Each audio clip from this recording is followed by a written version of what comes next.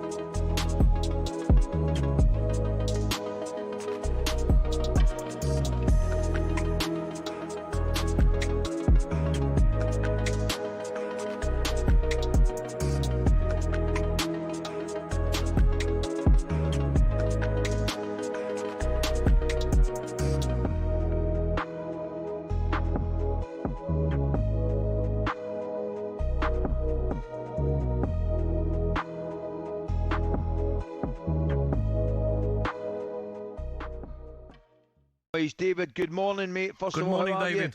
Morning, all. David, here's a quick one for you, mate. I know we'll not be talking European football. We'll calm everything down. I want to start with this statistic, right, which I would imagine would please you as much as anything. Everton, after reaching the 40-point mark in 28 games, that's only the second time they've done that in 9 seasons. Now, I reckon that in itself is an achievement. But, and I know you'll play it down, you must have a wee thought about European football. Well, I said right at the start, Coisty, that I said to the players that, we need to try and aim for it and hope that it was possible. In truth, it looked a million miles away, to be honest, at the start. But I have to say, we got off to a pretty good start in the league, and it's given us something to hold on to. We've been up and down, and we're probably just on the outside of European football, if we're honest. But we're not that far away that we couldn't try and make a go of it. David, obviously the Grealish injury was disappointing, but how happy are you now with the competition for places? Beto and Barry are in great form. You've got McNeil and Dibbling fighting for a spot. NDI and Tyreek George. You've got Branthwaite back as well. The squad's looking more healthy now, isn't it? It certainly is. I mean, I have to say, Jack was brilliant for us in the early part of the season. He gave us lots of things which we haven't had, and he helped the team greatly. So we've missed him, and we missed him over the middle of the season, middle of sort of December and January, really, when we had also a few injuries as well. But probably no different to other clubs. But we're just beginning to find our feet a little bit again, and the players you mentioned, they're all beginning to step up.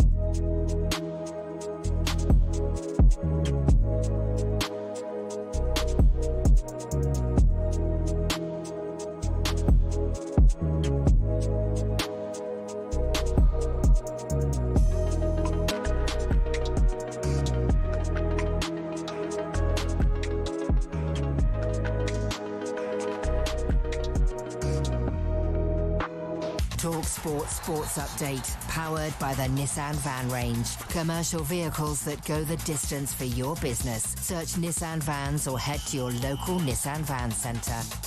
With your headlines at 10:04, I'm Nick Ellaby. Good morning. Former Celtic captain Scott Brown's told talkSPORT a small part of the Old Firm crowd always wants to spoil it for everybody else. David Tanner says it's important to differentiate most fans from Celtic's Green Brigade and Rangers Union Bears. The behaviour of these ultras has been awful for many years now. The clubs have been struggling to cope with it, but now they need to take action and shut it down because it's out of control. Police and club staff were injured during a pitch invasion following Celtic's Scottish Cup win at Ibrox. Trouble then spilled out into Glasgow. Celtic fan Graham told talkSPORT that's the most unsafe he's ever felt leaving a stadium. Fans attacking each other and things, but yeah, outside the ground, even before the game, there's stuff getting thrown in from both sections. We've contacted Police Scotland for comment. Now, Russia has won its first gold of this winter Paralympics. Para-alpine skier Varvara Voronchikina in the standing Super G. It's the first time the Russian flag's been seen at the Olympics since 2012, following state-sponsored doping and Putin's invasion of Ukraine. Meanwhile, as the US-Israeli war with Iran continues, the Global Players Union is asking FIFA to protect the Iranian women's football team as they return home. And that's going to be really difficult, but FIFA has a statutory obligation in relation to human rights to ensure that they exert that leverage, and we expect them to do so, and we'll continue to work with FIFA and the AFC around that. That's FIFPro's President of Asia and Oceania, Bo Bush. Iran's women's team have been called wartime traitors back home for not singing the national anthem before a game in Australia. And the Iraq men's head coach is calling on FIFA to postpone this month's World Cup playoffs in Mexico. Iraqi airspace is closed. Graham Arnold says he needs the best squad for the country's biggest game in 40 years. More at talksport.com. talkSPORT News. We've had the biggest one-day rise in oil prices ever, and all trains at Glasgow Central Station have been cancelled following a huge fire. Sinead has more in half an hour. talkSPORT weather with QuickFit. With a huge range of premium brands available, we've got what you need to drive away happy every time. Visit your local centre or quickfit.com and book today. Mostly cloudy, patchy rain at times, mainly in western areas. Hopefully sunnier in the southeast England and eastern Scotland later. Feeling mild in the sunshine.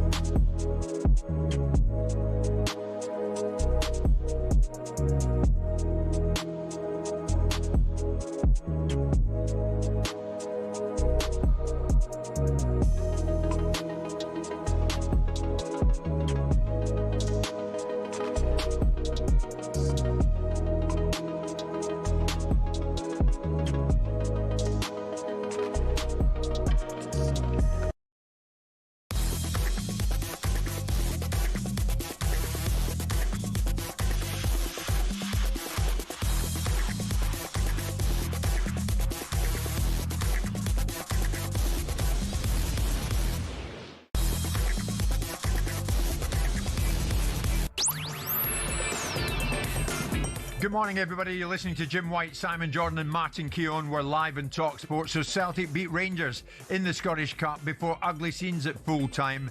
Have we now been offered the perfect advert for reinstating the away fan ban? Meanwhile, both chasing the quadruple, but both criticised in equal measure. Is perception masking reality for Manchester City and Arsenal? Also today, how long can Eddie Howe remain a victim of his own success? Are Leeds fans now owed an apology? Has the Six Nations been blown wide open? And sticker twist with Igor Tudor. Will it make any difference to the fortunes of Spurs? Jim White, Simon Jordan and Martin Keown, and we're live on talkSPORT. 100% engagement. Jim White and Simon Jordan on talkSPORT. I'm waiting. For what? I texted you on Saturday night, tongue-in-cheek, regards Scotland's magnificent win over the French. No, you didn't.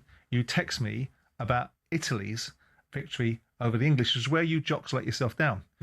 Worry about what you're doing, not what's happening somewhere else. What you text me was Forza Italia. Yeah, Forza Italia. Yeah. So I chose to ignore it because ignore it. Yeah, he ignored me, Martin. Well, he's right, because you should be just talking about what a magnificent victory. Well said, Martin. Well said. We worried about where they let English themselves all the down. time. That's where they let themselves down. That's the big problem. They can't help it. But I did that weeks before when I messaged them about Scotland beating England, and I had to wait for a reply to that as well. Well, I understand that. But obviously, disgraceful. Yeah, I'm not going to respond. I'm not going to beat the French. That's unbelievable. Fabulous result. Yeah, but here's the thing. No longer are Scotland in the conversation, as you suggested about the wooden spoon. No, fair. More than. No, absolutely right. Simon, good morning. Good morning. Martin Keown, Arsenal Invincible. Good morning. Good morning to you guys. We've got a lot on the agenda this morning, as you might imagine, especially in this first hour. Simon, actually, we'll carry on with this. One tweet caught my eye at the weekend. I was at Murrayfield with over 67,000 fans yesterday. Good mix of Scotland and the French, all having a beer together, all having a laugh. But when it comes to football, it all seems to change. Genuinely at a loss. Now, of course, this refers to events at Ibrox Stadium yesterday. The Scottish Cup, Rangers against Celtic, and it was Celtic after 0-0 at full-time, 0-0 after extra time. It was Celtic who won on penalties. And thereafter, it all went pretty much pear-shaped, didn't it? Some Celtic fans broke onto the pitch to celebrate. That sparked a reaction from the other end as Rangers fans went onto the pitch. The two came together with the police in the middle. If you're watching on YouTube right now, you can see what I'm talking about. For 2 or 3 minutes, bottles, flares, flagpoles thrown back and forth between rival groups of fans. Celtic defender Julian Araujo was shoved by a Rangers fan as he was one of the last of either team to get himself actually off the pitch. Footage showed a Celtic fan being kicked in the head by a rival fan on the pitch, while a separate video appeared to show a security guard being punched to the ground. So as it stands, this is what we know. Rangers as the host club will now have to show that stewarding numbers were adequate around trackside. Under the Scottish FA Articles of Association 28.1, a club must ensure, so far as is reasonably practicable, the safety, good conduct and good behaviour of fans at a home match.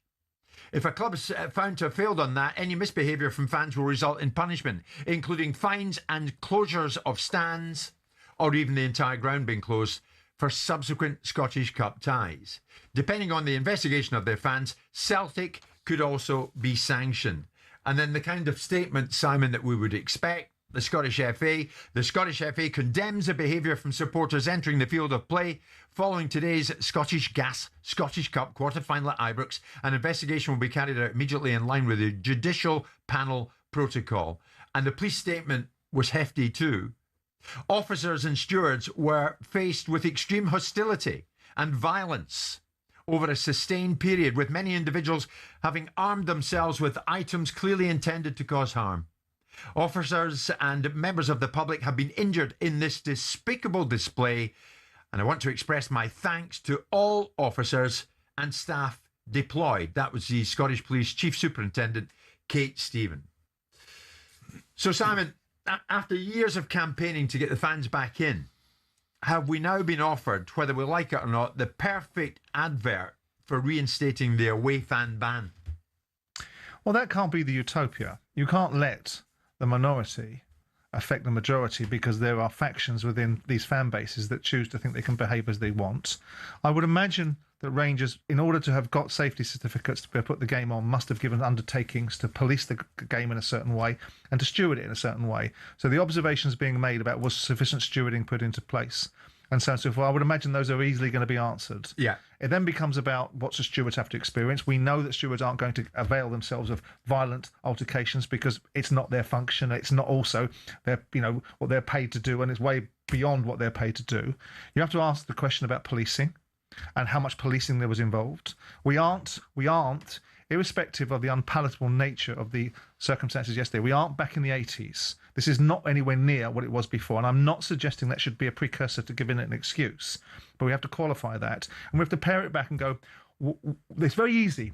I listened to certain people, I picked up on certain clips on this platform where you had certain Scottish reporters coming in with the show of Alan Pardew and the other fella who he works with on Sunday afternoons, talking about they've been tolerated for too long.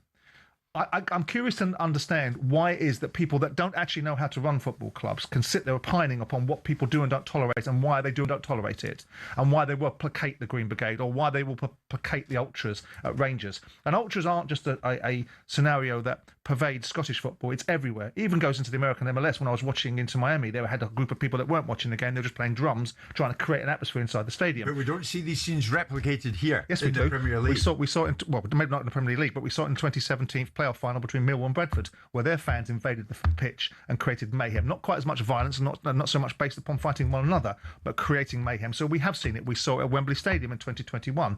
Culturally different because it was an international football match, but we still see it. It's an underbelly of society where people think they can do as they want and they don't respect authority. So we have to pare this back and go, was enough done? Should we have to police these games in such a way that ultimately excludes people from being able to find their way onto the pitch? Should there have been a line around the stadium at the end of the game with police that stop people from doing this? Should we have to do that? No, we shouldn't.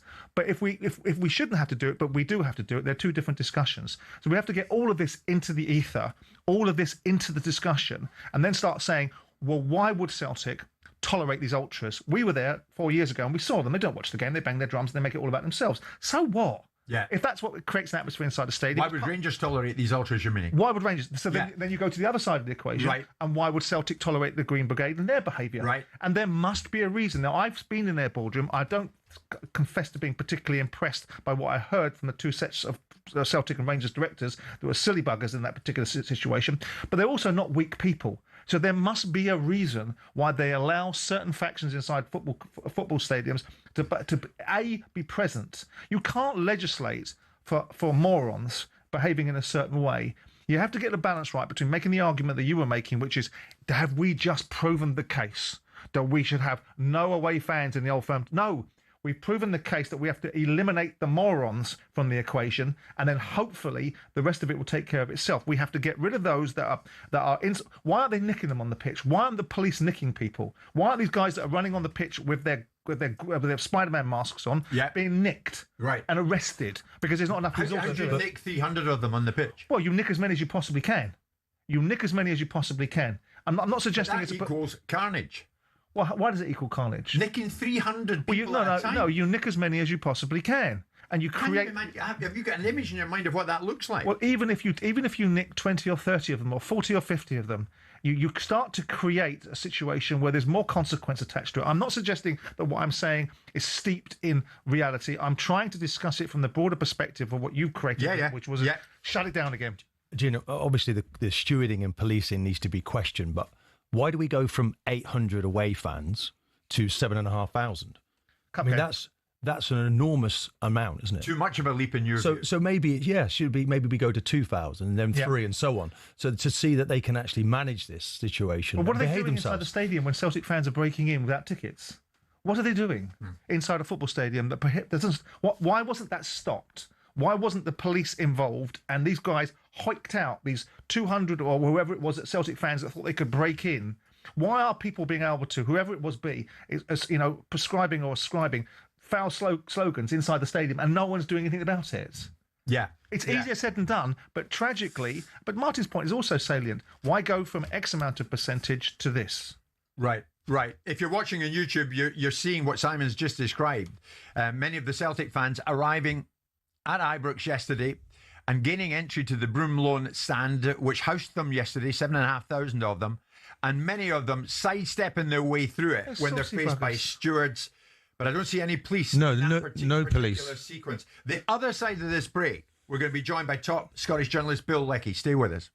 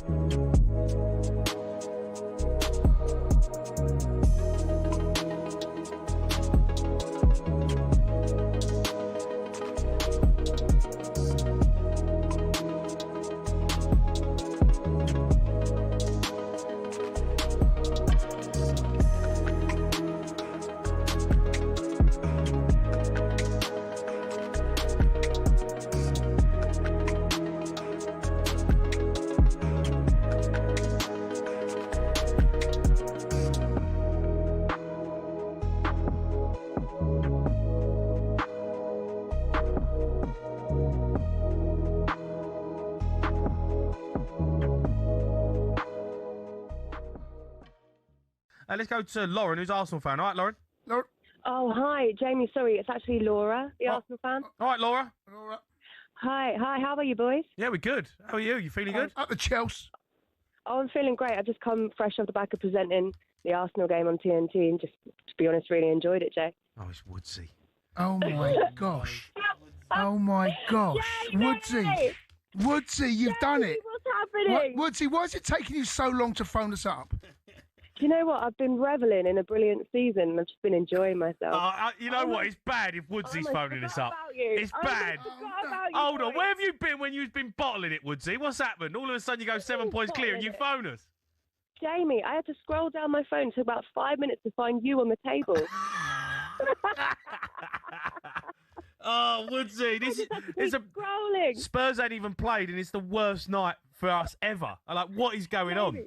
I don't even want to answer questions. I just want to ask you how you're feeling. Woodsy, take the floor. Woodsy. I'll sit back and enjoy it. All right, take the Woodsy, floor. I feel sick. I feel sick as a dog right now, honestly. How awful is it? How bad on a scale of like 1 to Spurs is it right now?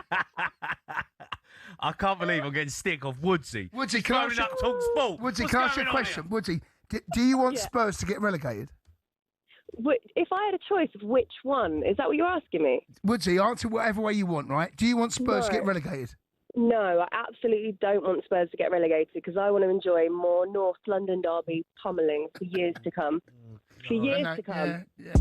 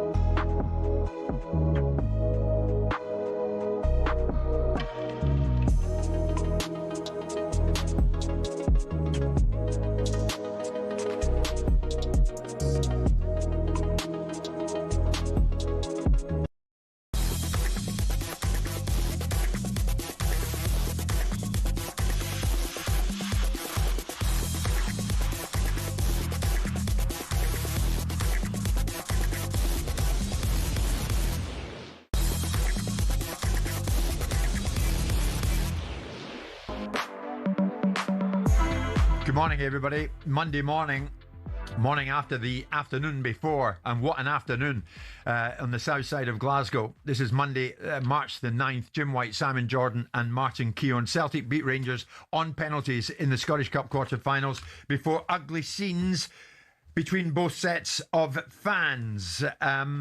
There's a message from Stuart. Good morning, Jim. This isn't a Scottish football problem. This is a Glasgow football problem, which has been allowed to fester for many years. The authorities do nothing about the pair of them. Give them a 5-year Scottish Cup ban. Both clubs, says Stuart. I wonder where it is going to go, because it's going to get a whole lot more serious before we know what's hit them.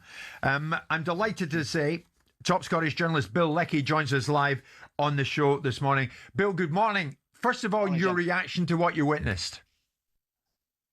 Depressed, despair.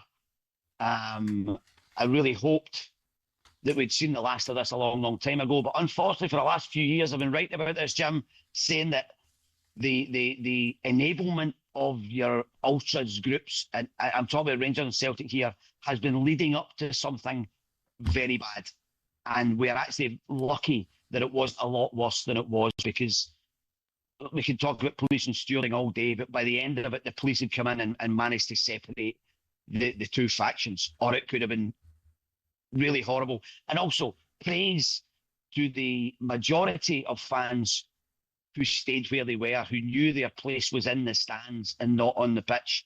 That's a very important thing. The number of people who will be just as sickened by what happened as we are, as I am. Bill, am I right? In your newspaper column this morning, you're calling for the away fan ban to be reinstated. Yeah, I think that's a starting point. I don't think it's not a solution. It's not a panacea. But for me, the question was there before, why are they suddenly going to 7,500? The answer to that is that the SFA for Scottish Cup have different rules to the SPFL for league games and League Cup games.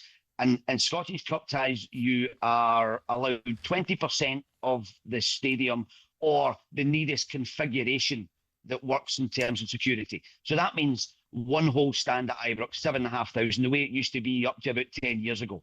So suddenly you went from no fans to a few hundred fans to last week at Ibrox, the league game, 2,500 away fans to 7,500. That's why it came that way. Now, Rangers, I don't think, wanted this to happen.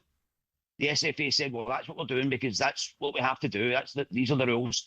That's the starting point for that. Now, Partick Thistle, Dundee United and Aberdeen were all away from home in quarterfinals at the weekend.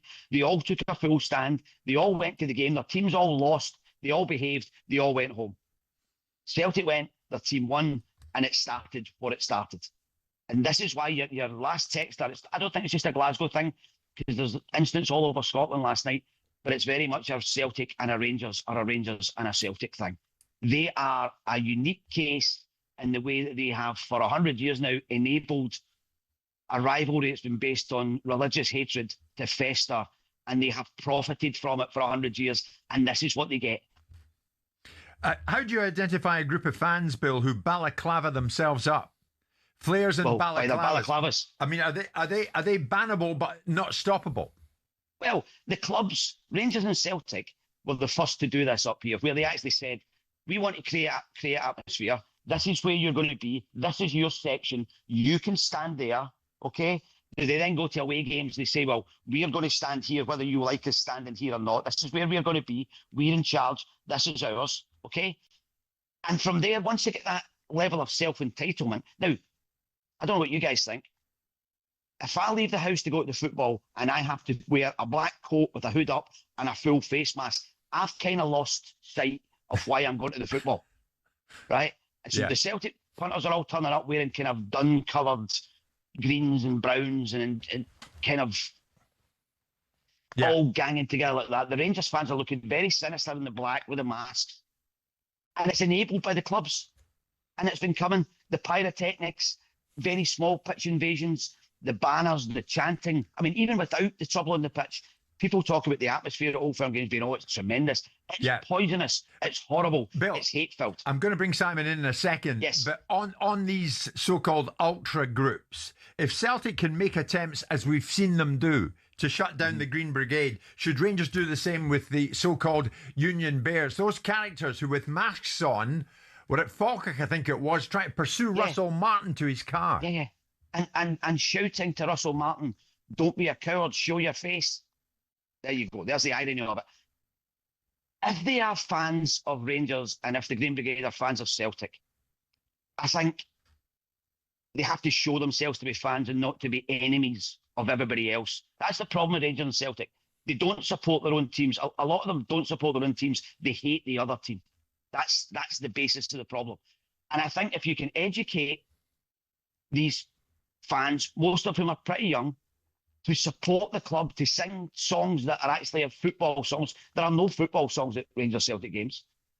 If they can stop this nonsense, if they can be part of the solution rather than a big part of the problem, I think they could be great for the game. But they're not. They're terrible for the game at the moment. What is likely to be the end game here, Bill? After we see the result of the Scottish FA investigation, of the police investigations, I think they're still nicking people today. What do you think how's it gonna end? Over the last little while, there's been all sorts of pyrotechnic stuffs at big matches, Old Firm games. Aberdeen have been involved, Motherwell have done it. The semi-final games at Hampden, and generally it is suspended ticket bans. If you do this again, we'll take away 100 tickets from you, right? I say the first move should be, right now, next time Rangers Celtic play at Parkhead in the league in a few weeks' time, there will be no away fans, right? Whether that upsets the ones who are good fans, I don't think should come into it. The fact is that they cannot be trusted to be in each other's company at the moment until they sort out and find a long-term solution. Unfortunately, the long-term solution is for Rangers and Celtic to stop trading in hatred. And that's something that they are not willing to do. Bill, many good points from you as always. Thanks so much for your contribution. You heard Bill Leckie there. Do you agree with what Bill has said, with what Bill has offered as his opinion going forward? Because going forward is the important part. These two will play each other again sooner than later. Give us your thoughts on all aspects of what we witnessed yesterday at Ibrox. 03717 223344. Getting into this more thoroughly with Simon and with Martin Keown.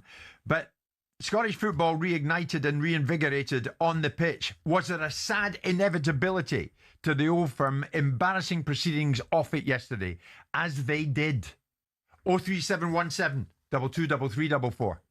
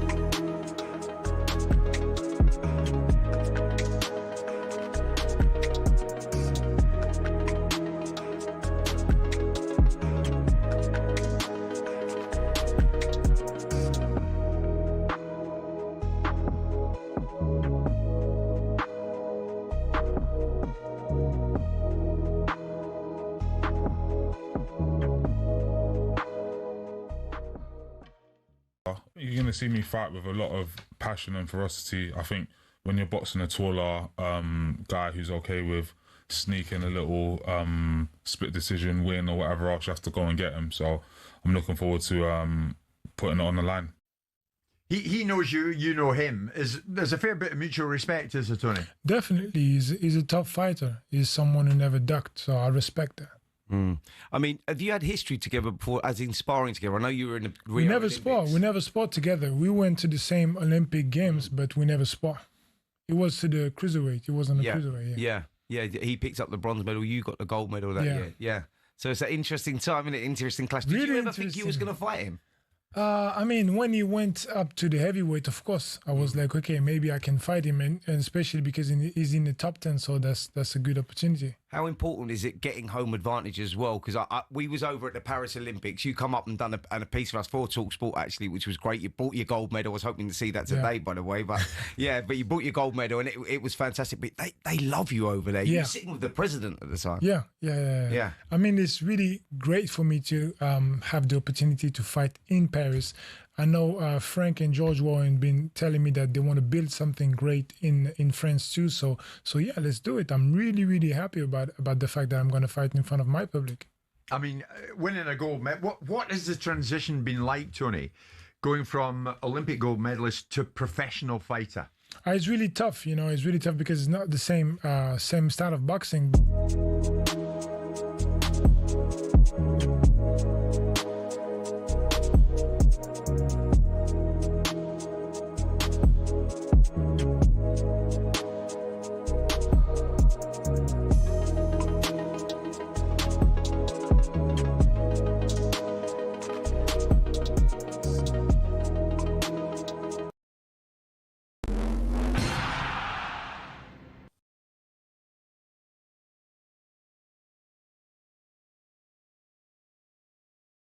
Scotland are asking for help to identify troublemakers from the pitch invasion at Ibrox.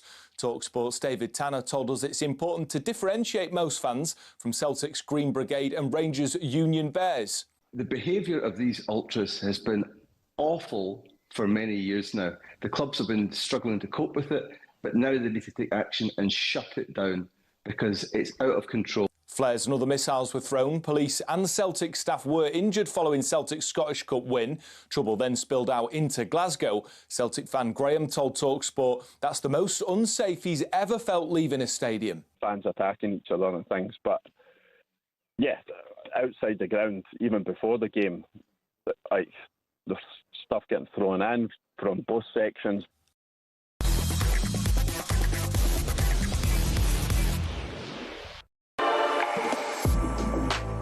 Very keen to take your calls on this. Where do we go from here after the scenes post-match at Ibrox yesterday?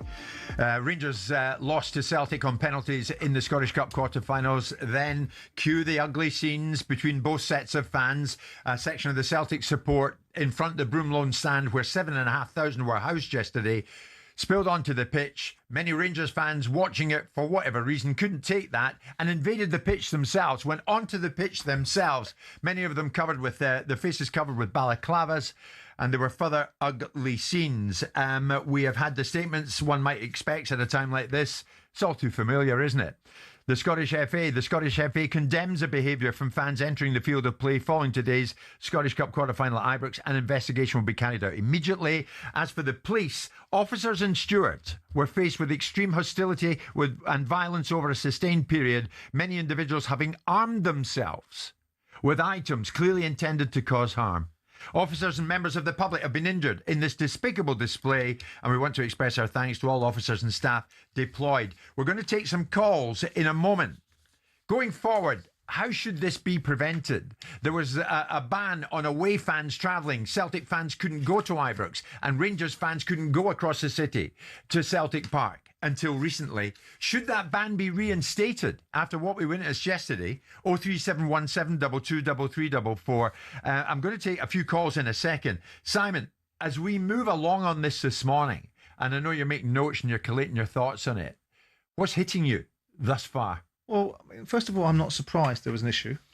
I'm not surprised. When I saw the scenes, whether the scale of the scenes were back to the 80s or not, which is my argument that they clearly weren't, there was not a surprise in my mind that there was an issue when you've got the two sets of fans in a combustible environment and large amounts of the opposing side being in the away ground for the first time in significant years.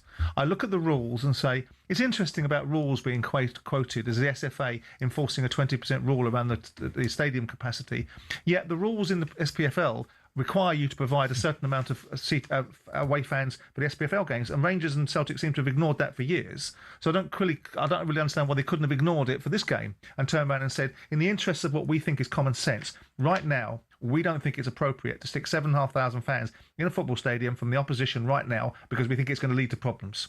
Then you look beyond that and go, well, you could have ignored the rules if you wanted to, and that may be me being a little bit cheap on the observation, but notwithstanding it, it's still there. You then look at it and go, if you don't think this was surprising, you think it's disappointing. I bet if I ask Bill Leckie, put aside your disappointment and your unhappiness, are you inherently surprised? Well, probably not. So what was done to prevent it?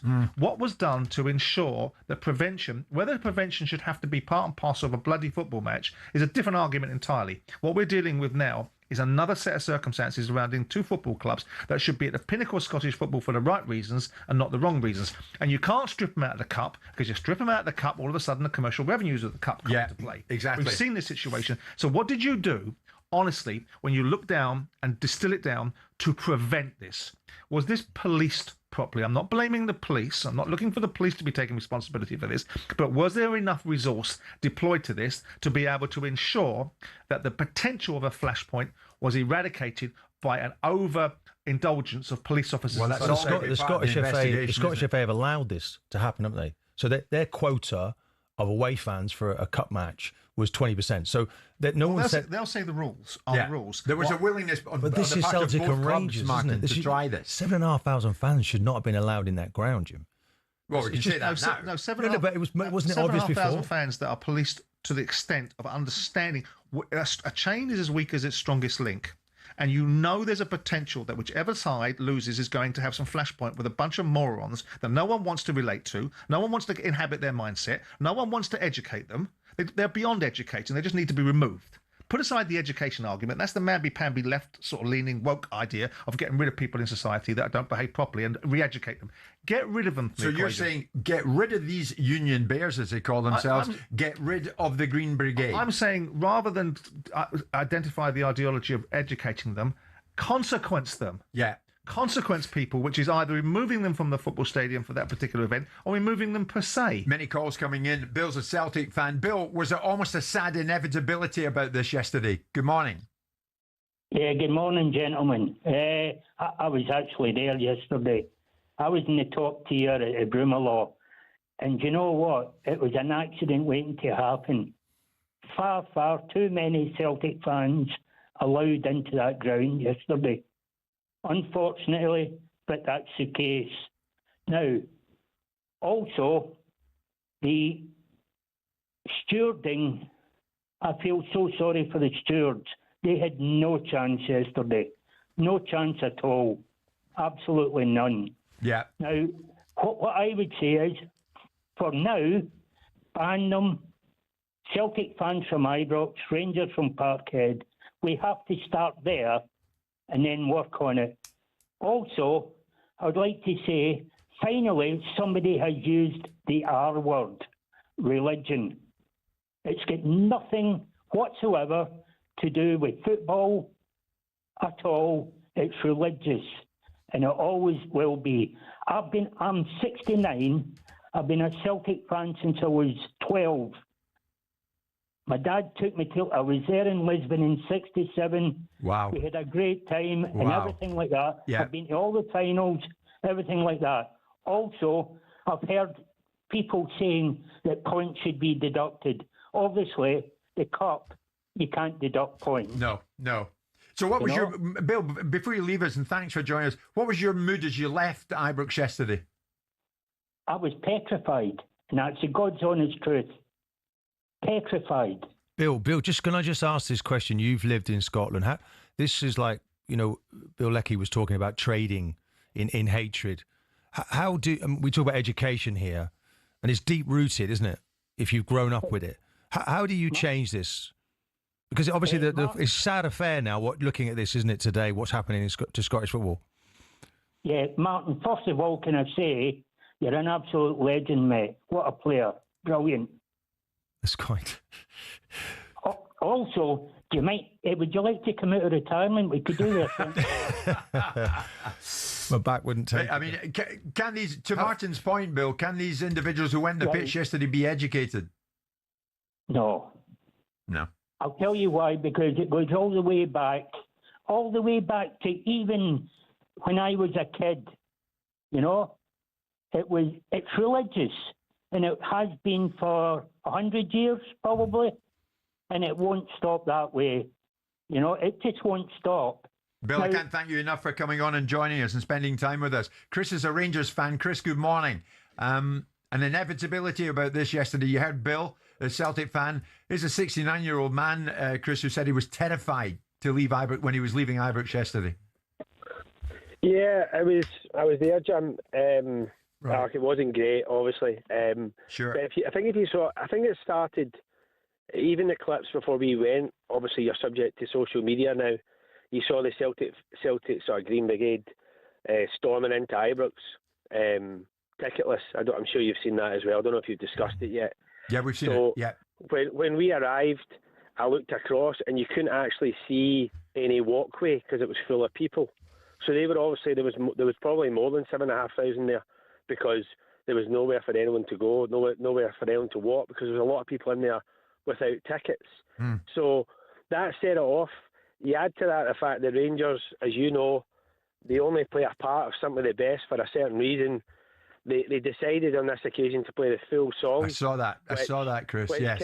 Which again, it just kind of built the tension. But I think what Simon said was true. I think that obviously, I'm glad we're not talking about the football, because the football was awful. Yeah. But what I would say is, I thought that the police or Rangers, if they were organising it, were completely unprepared. You could tell it was bubbling. The football was so bad. Unprepared. What did that look like to you, Bill, that they were unprepared? Chris, what did it look like to you that they were unprepared? You could tell that it was building towards penalties. Both teams kind of not looking like they're going to score. So obviously, one team's going to erupt at the end, and there was so many people at both ends. I just felt like for starters, what I was going to say was, when I went to Fiorentina Roma a couple of years ago, I got my passport checked 3 times before I got on the ground. We've got people walking into an Old Firm game wearing balaclavas. It's absolutely mental. I don't know. Surely there's got to be some sort of stop check for tickets, stop check to make sure that people are showing their face. That's such a good point. Simon, would you pick up on that? Chris has made a great point there, I think. Well, no one's identified. Is it in the Scottish? But is it available in the Scottish? I mean, is it in the English grounds? I would assume that there was an element of basic discipline. If they're walking in with balaclavas, and I'm assuming that there would be some reason why they're asking the Celtic fans to get there at 10:30.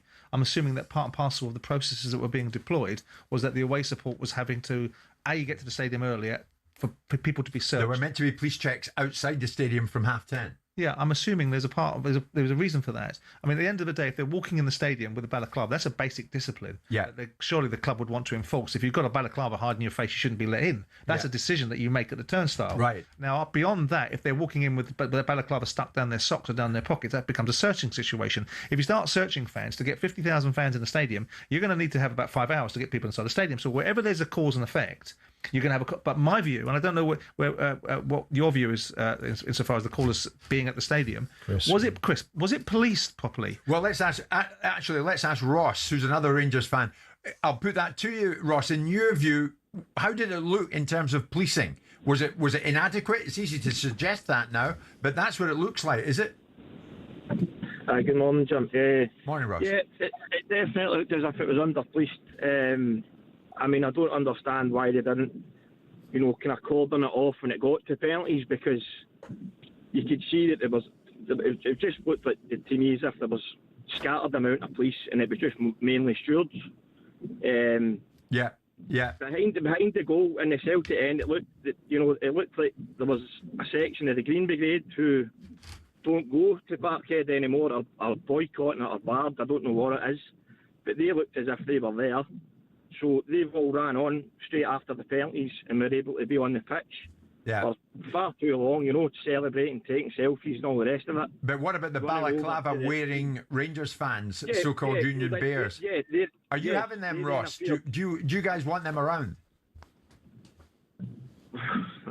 They add to the atmosphere. They actually used to be behind the goal in the Broomland, but they moved them to the Copeland. I think I don't agree with the balaclavas, don't get me wrong, but and then obviously if they've got pyrotechnics and all that, it's completely out of order. That respect, but like I say, you can't expect in this kind of game. I think there was far too few police there, and the celebrations that they were having, running over and antagonising supporters and stuff like that. I mean, it was always going to go one way, because they weren't taken off the pitch quick enough. They were allowed to go on the pitch for far too long. Ross, thank you for your call, and thanks for your observations, mate, on what you witnessed. So many calls coming in. Stay with us. More after this.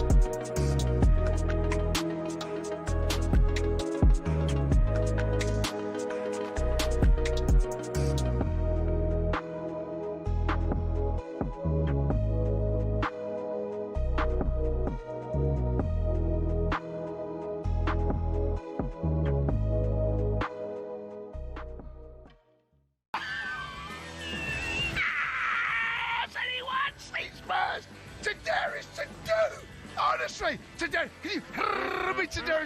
You went to win hell of a beat to the Europa League champions. Honestly, the Europa League champions, the Europa League champions. Beyonce, chicky, chicky, kick, chicky, chicky, chicky. Can you me chicky? You went to win hell of a beat the big cockerel.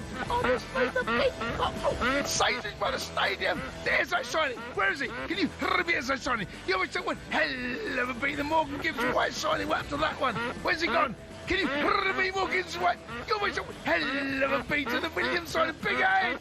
Big Edge. Your favour. Can you me Big Edge? You went to win hell of a beat Big Edge. AJ Tracy. Seven Sisters train station. Adele. 3-point lane. There is to do. Jamie Horror. You went to win hell of a beating. Ticking. Adele. Chicking. Adele. Chicking. All right. Chicking. Adele. You went to win hell of a beating. Crestfallen. Adele. I'm crestfallen. Chicking. Adele. Hello. Chicking. Adele. Hello. Chicking. Adele. Hello. Chicking. Adele. Hello. All right. Adele. Come on. Adele. Spurs. Hello. What are you doing to me? What are you doing to me? It's the worst Tottenham side I've ever seen in the Premier League. It's the worst team I've ever seen ever.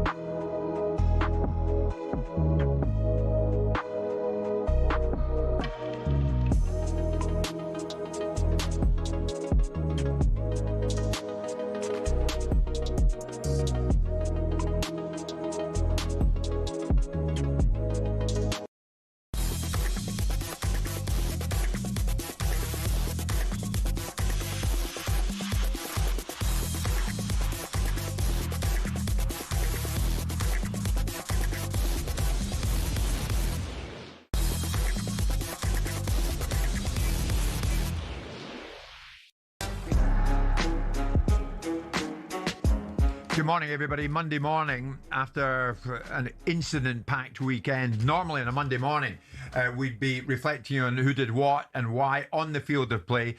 It's very much reflecting who did what and why off the field of play, or actually on the field of play as well, post-match at Ibrox. And of course, there's so much going on in the Champions League. Tomorrow night, Galatasaray, Liverpool, Atletico Madrid, Spurs, and Newcastle, Barcelona. We really want to turn our attention to those Champions League round of 16 first leg ties, and we will do.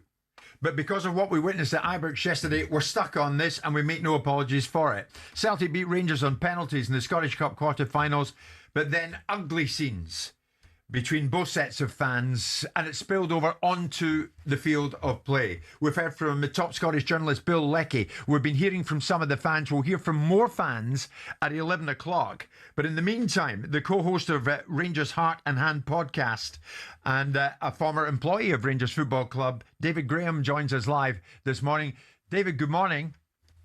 Jim, good morning. Good morning. Good to speak to you and good to see you. If you're watching on YouTube, David is joining us in Vision as well. Simon and Martin are with me this morning. David, just to flesh this out a bit, you were at the game yesterday and you took your two young sons. So thereafter, post-match, in your view, what did you witness in your mind's eye? What did you see? How did you?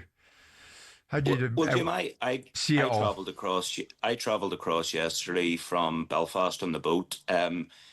What I witnessed was, and I've attended a lot of old firms. I've been there as a supporter, pre-administration, post-administration, as an employee. I've been there during the behind the closed doors games with COVID.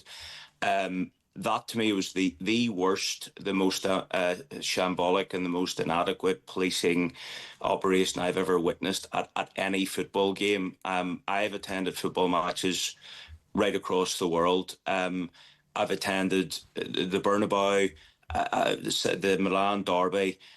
I arrived on a Rangers bus yesterday where our buses came in probably 6 roughly. And I looked round and there was a bus beside us full of Celtic fans. Now, the old policing operation and the old security plan, you did not see a opposition supporter until you get into the ground, and you didn't see them after. So the Celtic clearly either ignored what the police wanted, or the policing operation was simply not up to scratch. I mean, after the game, Jim, we were getting on our bus and Celtic fans were walking past the buses. There was no hold back. I mean, I was at Fenerbahce last year where we were all taken to an agreed setup. All the fans go in buses. You're held after the game.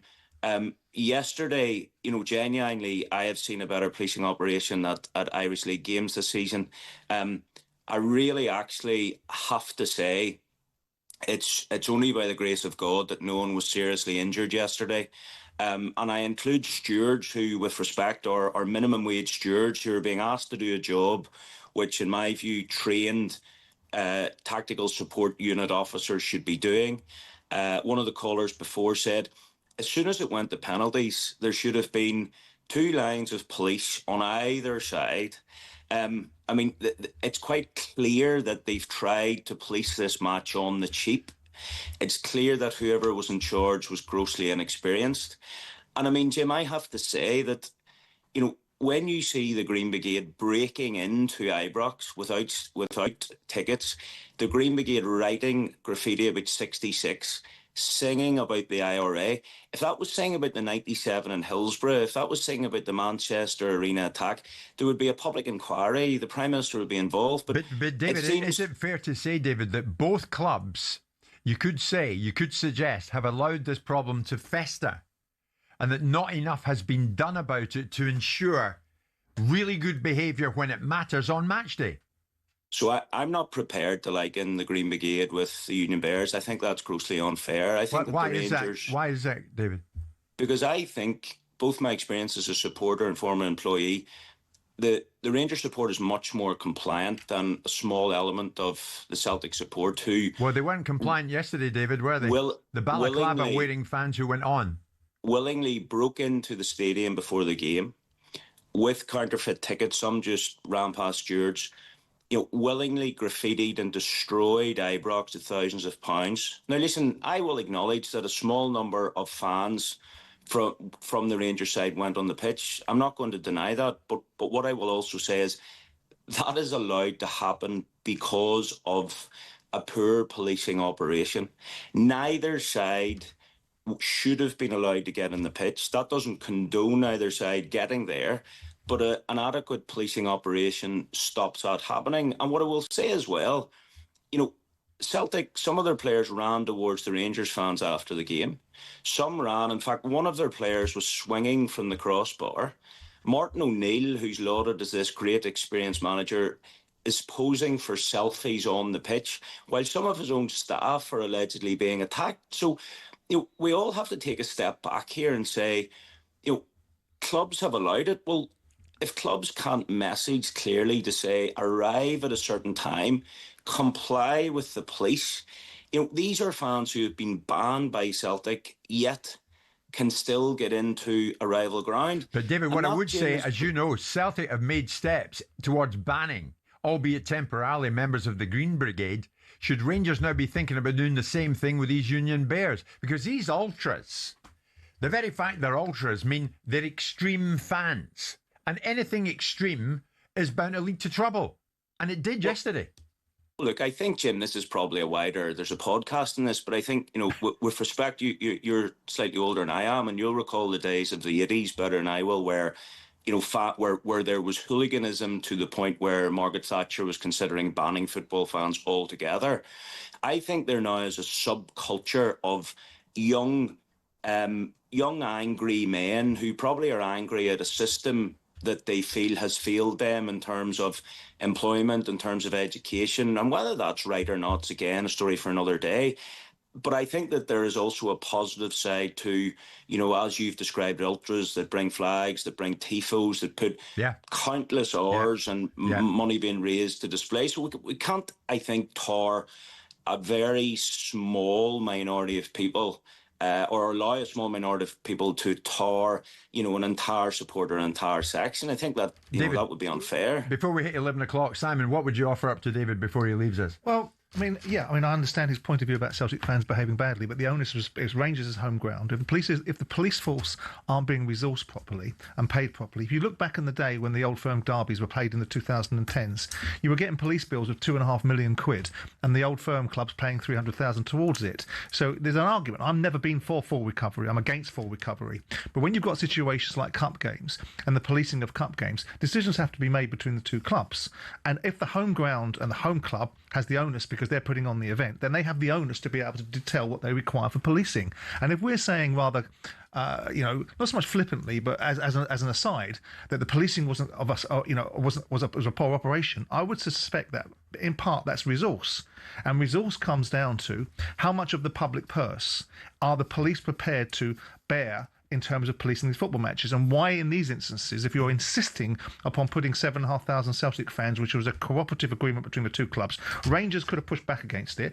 The nation, I would imagine, I might be wrong, and David can correct me if I'm wrong, that the distribution of monies is not dissimilar to the FA Cup distribution, so this is all extra money for these football clubs. Yeah. So why the policing operation needed to be under-resourced is beyond me. The big question marks about the policing operation, David, I think, aren't there? I think, Simon, you're right in that, my information is that the SFA were threatening Rangers with court action to say if you don't give the full Broomloan stand, which is the entire stand behind one of the goals, we'll actually allocate up to 20%. So there's been a belligerent response from the SFA to go beyond the standard away allocation for, say, a European game. Which... David, we're at 11 o'clock, mate. I'll finish with this. Do you expect to see a reinstatement of the away fan ban after the events of yesterday? I think to tar everyone with the same brush would be grossly unfair, but I would be very surprised if the allocation for the next Old Firm's not reduced.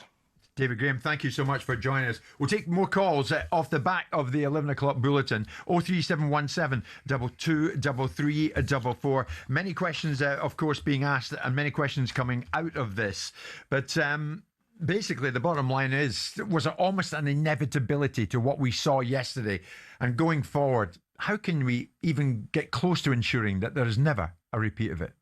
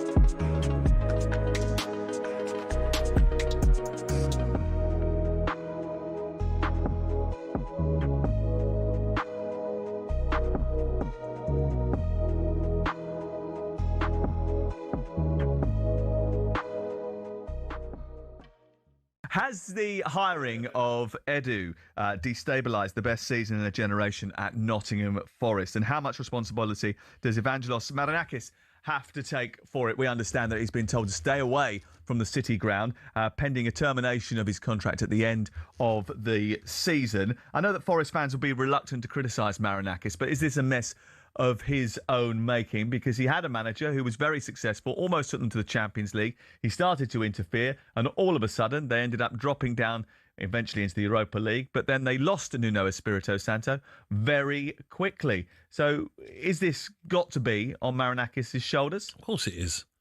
And do you blame Nuno Santo when you've got a sporting director coming in and probably not giving you a say on any players that you're bringing in?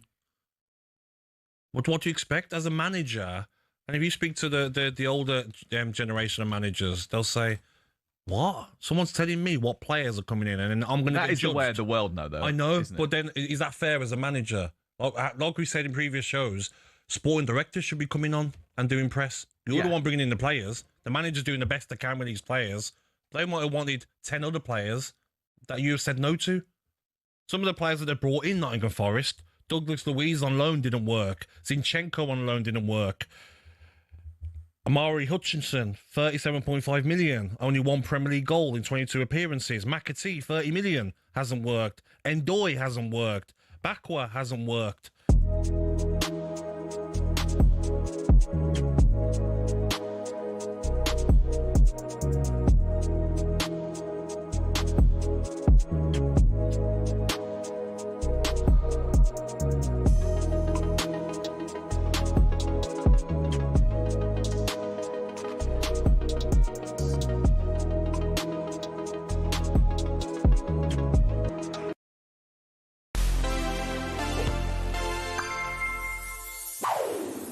He's one of, if not the greatest of all time.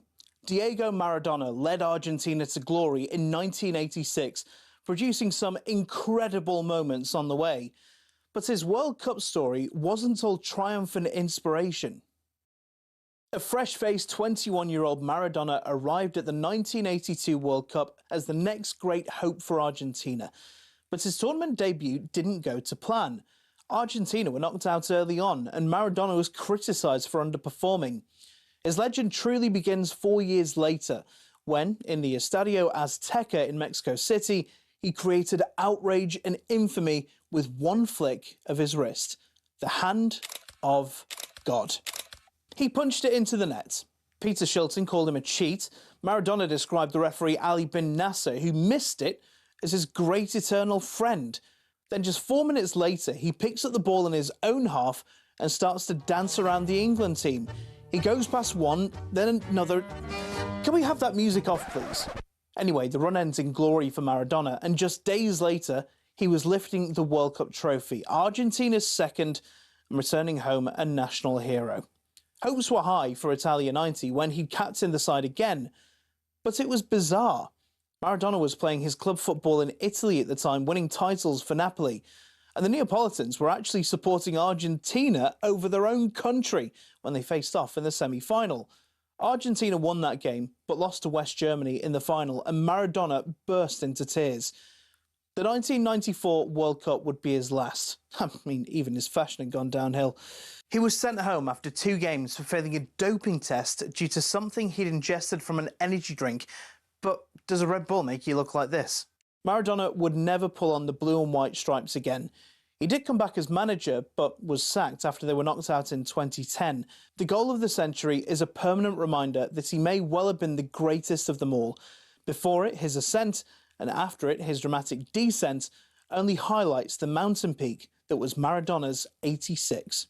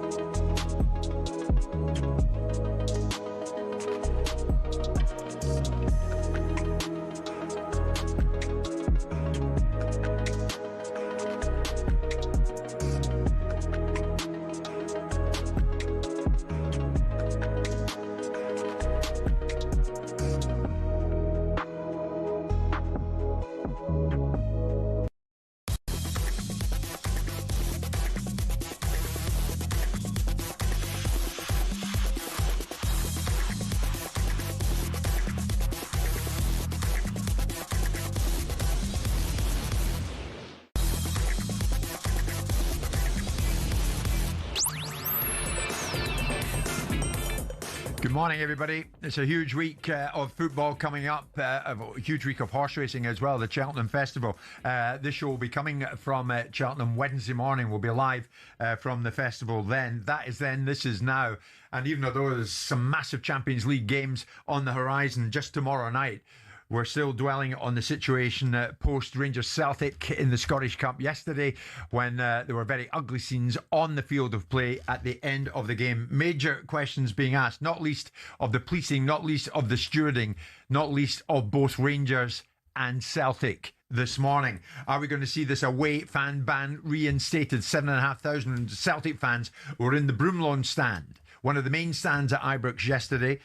Much of that stand was vandalised, we hear this morning. Some pictures of it on social media, etc. But going forward, if anyone has any idea about a solution to all of this, then we want to hear from you. And of course, we're all about balance on this show.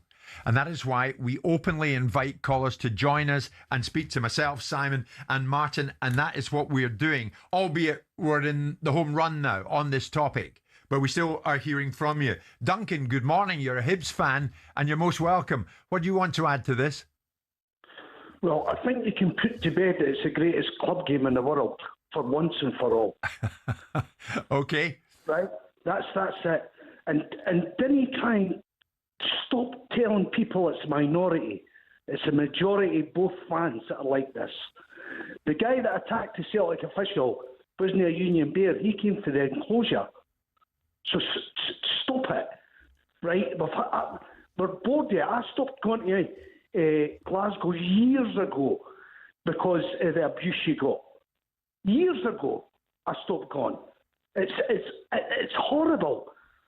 It's absolutely horrible. Are you in any way surprised we witnessed what we witnessed yesterday, Duncan? I was actually, yeah.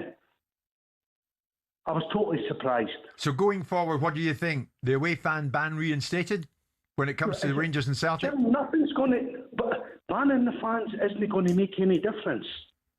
That's going to make no difference whatsoever. They're still going to go to other grounds and behave like they behave. And somebody like myself's got to put up with that, and I'm sick of it. Duncan, I get it. Thank you very much indeed for joining us. John's a Celtic fan. John, good morning. I don't know if you were there, but clearly you've seen it all and you've taken it all in. What do you think going forward? Morning, lads. Morning, John. Jim, here we go again. I don't know whether you and Simon recognise my voice, but I was on your show again just about a month ago talking about these morons. Yes, I do, yes, yeah. You hear that? Morning, Simon. Morning. I don't understand, lads, when... I've listened to your callers this morning, lads, and I do not understand when the people in the west of Scotland and these two clubs, Celtic and Rangers, are going to wake from the self-induced coma. There is no educating these people. This is an historical and societal issue which plagues the west of Scotland. Jim, you know that better than anybody. Yeah, of course. Of course. You're wasting your time. Yeah. You want to know what a starting point is, Jim? You've said that 2 or 3 times this morning. Now, it won't come as a surprise to you two or your listeners when I've been on your show before. The starting point is simple. Both Rangers and Celtic ban both the Green Brigade and equally stupid morons across the city, whatever they're called, Union Bears, I think it is, Jim. Ban them. No more messing about. No more talking about education. Or the new one that seems to be appearing from nowhere now is, well, if you ban them long terms, about the atmosphere. Atmosphere? I sat on my TV yesterday, Jim, as you and everyone else did, watching grown men, in effect dressed in some form of uniform, with balaclavas on and masks on, Jim, standing in the middle of a football pitch, throwing flares at each other. Yeah, John, I remember the last time you were on, or maybe the time before last, and as a Celtic fan, you were quite outspoken about the Green Brigade, but that didn't bother you one bit. You still wanted, and you bravely made your point on them. Jim, I've made my point to these guys face to face in Glasgow. I don't hide behind a radio phone call. And what's the reaction to it? Oh, it's a good debate. They don't agree with me, and I'll never agree with them, Jim. But as I said, the mob across the city yesterday, they're just as bad, Jim. You're right to touch on that as you did earlier on. Now, you're talking about starting points, lads. Ban them. Enough of this continual crap. Every single time any of this happens, it's the same group. You touched on, Jim, them busting through the turnstiles at Ibrox yesterday. I raised that again with you and Simon nearly 2 years ago, when they done exactly the same thing away at Motherwell. Yes. Now, they denied it, Jim, but I was there. I was there and I seen them doing it. I seen them assaulting stewards. So this is all rubbish, Jim. You're wasting your time trying to talk to these people. Wasting your time. Start with the ban on them, those people. Now, when I was going to Celtic games, Jim, Celtic away games, I don't know whether it's still the case. Right. You had to buy your tickets through the club. Yeah. And you had to give your name and details to the club. So the club were fully aware of who they were giving those tickets and selling those tickets to. Now, I would assume that some form of that still exists. So the clubs know who they're selling those tickets to. Right. And as Simon has rightly said on countless occasions before, root them out. Individually, I don't care how long it takes, root them out, give them lifetime banning orders, and attempt in some way to stop this, if you ever can. John, I have to say you articulate yourself so well, and you're always very strong and fair and brave. I want to thank you for joining us this morning. Thank you, guys. Here's Sean. We'll finish with Sean, who's a Celtic fan. Sean, you heard a fellow Celtic supporter, John, there being very strong. Do you think along similar lines about Rangers should ban their ultras and Celtic should ban theirs? No, I'm going to touch back on David. David was very quick to blame the Green Brigade, just as John was there. They're not the only fans that attend these games. It's always the blame on the Green Brigade. And I'm not here as a speaking member of the Green Brigade. I'm just saying from what I've seen on videos. And then David started his part very well, as if he was coming impartial, but his mask soon slipped and his tinted glasses came out, where he wouldn't take blame on the Union Bears either. So this is a two-sided thing. Of course it is. So going forward, Sean, what do you think we should be seeing so that this never happens again in an ideal world? There needs to be a better policing operation. Fans are entitled to go and watch a football game. And they also said about Martin O'Neill taking selfies whilst his staff were being attacked. Again, that's not on Martin O'Neill. That's on the policing on the stadium. Sean, I agree with you on that. Simon, do you not agree on that? I mean, Martin, some Celtic fan comes up to him, Martin can hardly protest or object to that particular I don't think time. he was particularly aware of the carnage that was going on around left, right and centre and wasn't paying attention to it because he was caught up in the moment of Celtic overcoming their major adversary. I mean, the interesting thing that will come out of this, I'm not averse to the idea that John had floated about banning the extreme end of the equation and seeing what it looks like and seeing what the consequences of it are. It seems to be something they're reluctant to do. They do it in small measures, but if the fruit of the poison tree is the attitude of these particular ultras, both ends of the equation, Union Bears and Green Brigade, I wouldn't be averse to banning them. There must be a question to be asked why they don't want to do it in perpetuity. I go back to the original question. I know it's about prevention, but what was the resource deployment? What was the questions that were asked of this fixture, and what were the answers that were given? And the police will have to come out and talk about the amount of resource that they were able to have, because there will be a big question about the amount of money that football puts into this particular situation. And again, I make the point, I'm against full recovery, which is paying for everything the police do. I think enough money goes from the English football and Scottish football into the exchequer to pay its way 50 times over. Yeah, but you created a vision an image in my mind, Simon. I think you're spot on. When the final penalty went in, which meant Celtic had won the tie yesterday. Why did we not see the entire playing field at Ibrox surrounded by police? And people then complaining about the overkill of that. I'd rather have that. Right? People would complain about the overkill of that, a police state, but I'd rather have that than this, what we're seeing on television in our studio here. The fact is there will be a resource issue. No two ways about it. If you dig deep into the fabric of the old firm games when they were in their pomp in the 2000s and 2010s, and you look at the policing bills against what they were able to recover from football, there's a massive discrepancy, which will feed the argument of that fellow, Mark Roberts, who doesn't like me at all, the police officer that I argue about full recovery. But in this instance, it will be a resource issue. It has to be a resource issue. The reasons why you're seeing Celtic and Rangers buses being put next to one another when they used to come in different ways is because of resource deployment. The reasons why you're not seeing a stadium full of police officers managing the circumstances so that people cannot get onto the football field is a resource issue. The stewards themselves, I do think stewards have got to do a little bit more. If people are running through the gates, they've got to be stopped to some extent by stewards, because that is in part and parcel of their responsibility. That's why they're there, and they're not that's not happening. So the balance has to be struck. But again, it comes down to as much as we might not like it, and we all sit here and say, well, why do these people behave that way? I don't care why they behave that way. I don't want to get into their mindset. If I could understand why they behave that way, then I'd be one of them, wouldn't I? The bottom line is you prevent it, and that means you police it properly, and then you mean what you say, and you say to people that come into football stadiums and wear balaclavas, you hoik them out. You take the consequences of some adverse publicity and maybe some flashpoints to be able to. You want to fix it. You want to create this solution. If it's as big a problem as seeming to be indicated, resolve it. So, if you were the owner of Celtic or Rangers, would you, these groups, these Union Bears or Green Brigade, would you be banning them for the sake of football? Well, again, everything's in the nuance. It's like the argument that was being put forward by David Graham, and he was steering towards the fact that Rangers weren't party to this, and it was all Celtic, and I don't think that's right either. But he was suggesting that the Scottish FA had put downward pressure onto Rangers to say to them, irrespective of your reservations about this game, you must give a 20% allocation. Now, I can only imagine myself, it's easy to be sat in a radio studio rather than being front of house, but I can only imagine myself being told by the Scottish FA, given the fact I ignore them on everything else, right, and do as precisely as I want, right, being told by the Scottish FA that that a fixture that I think is going to have a problem, you're going to do as you're told and you're going to police it, otherwise you're going to let us have 20% of the ground going to Celtic, otherwise we're going to bring legal action against you.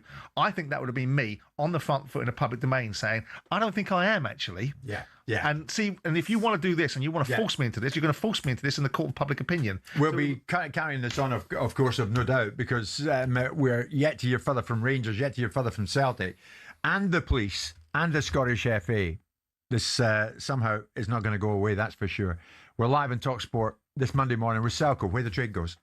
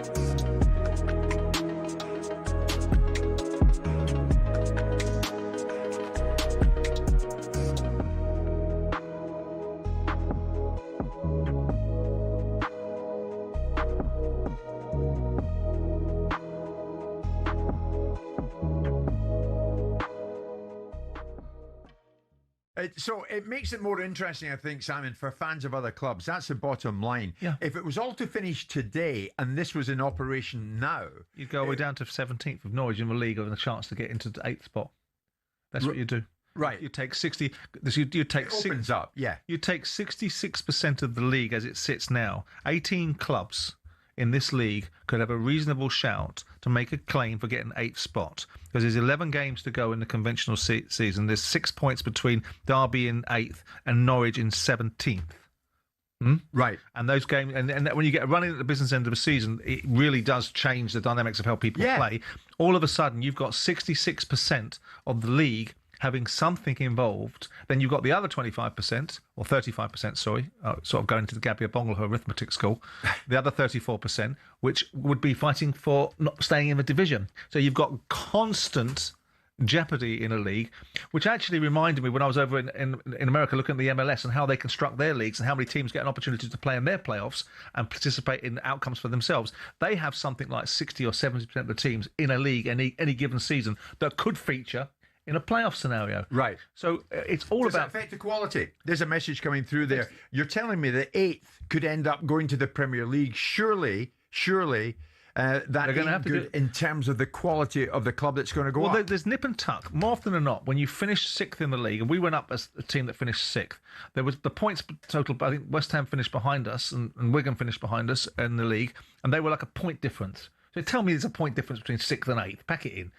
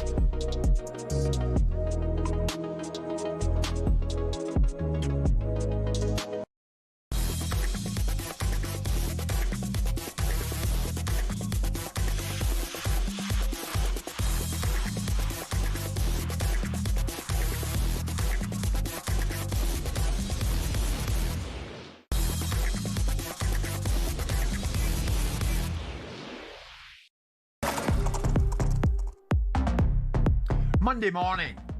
Let's get a bit of humour into the proceedings. Well, I don't know if we'll get humour into it now that we're going to talk about the state of England's rugby team.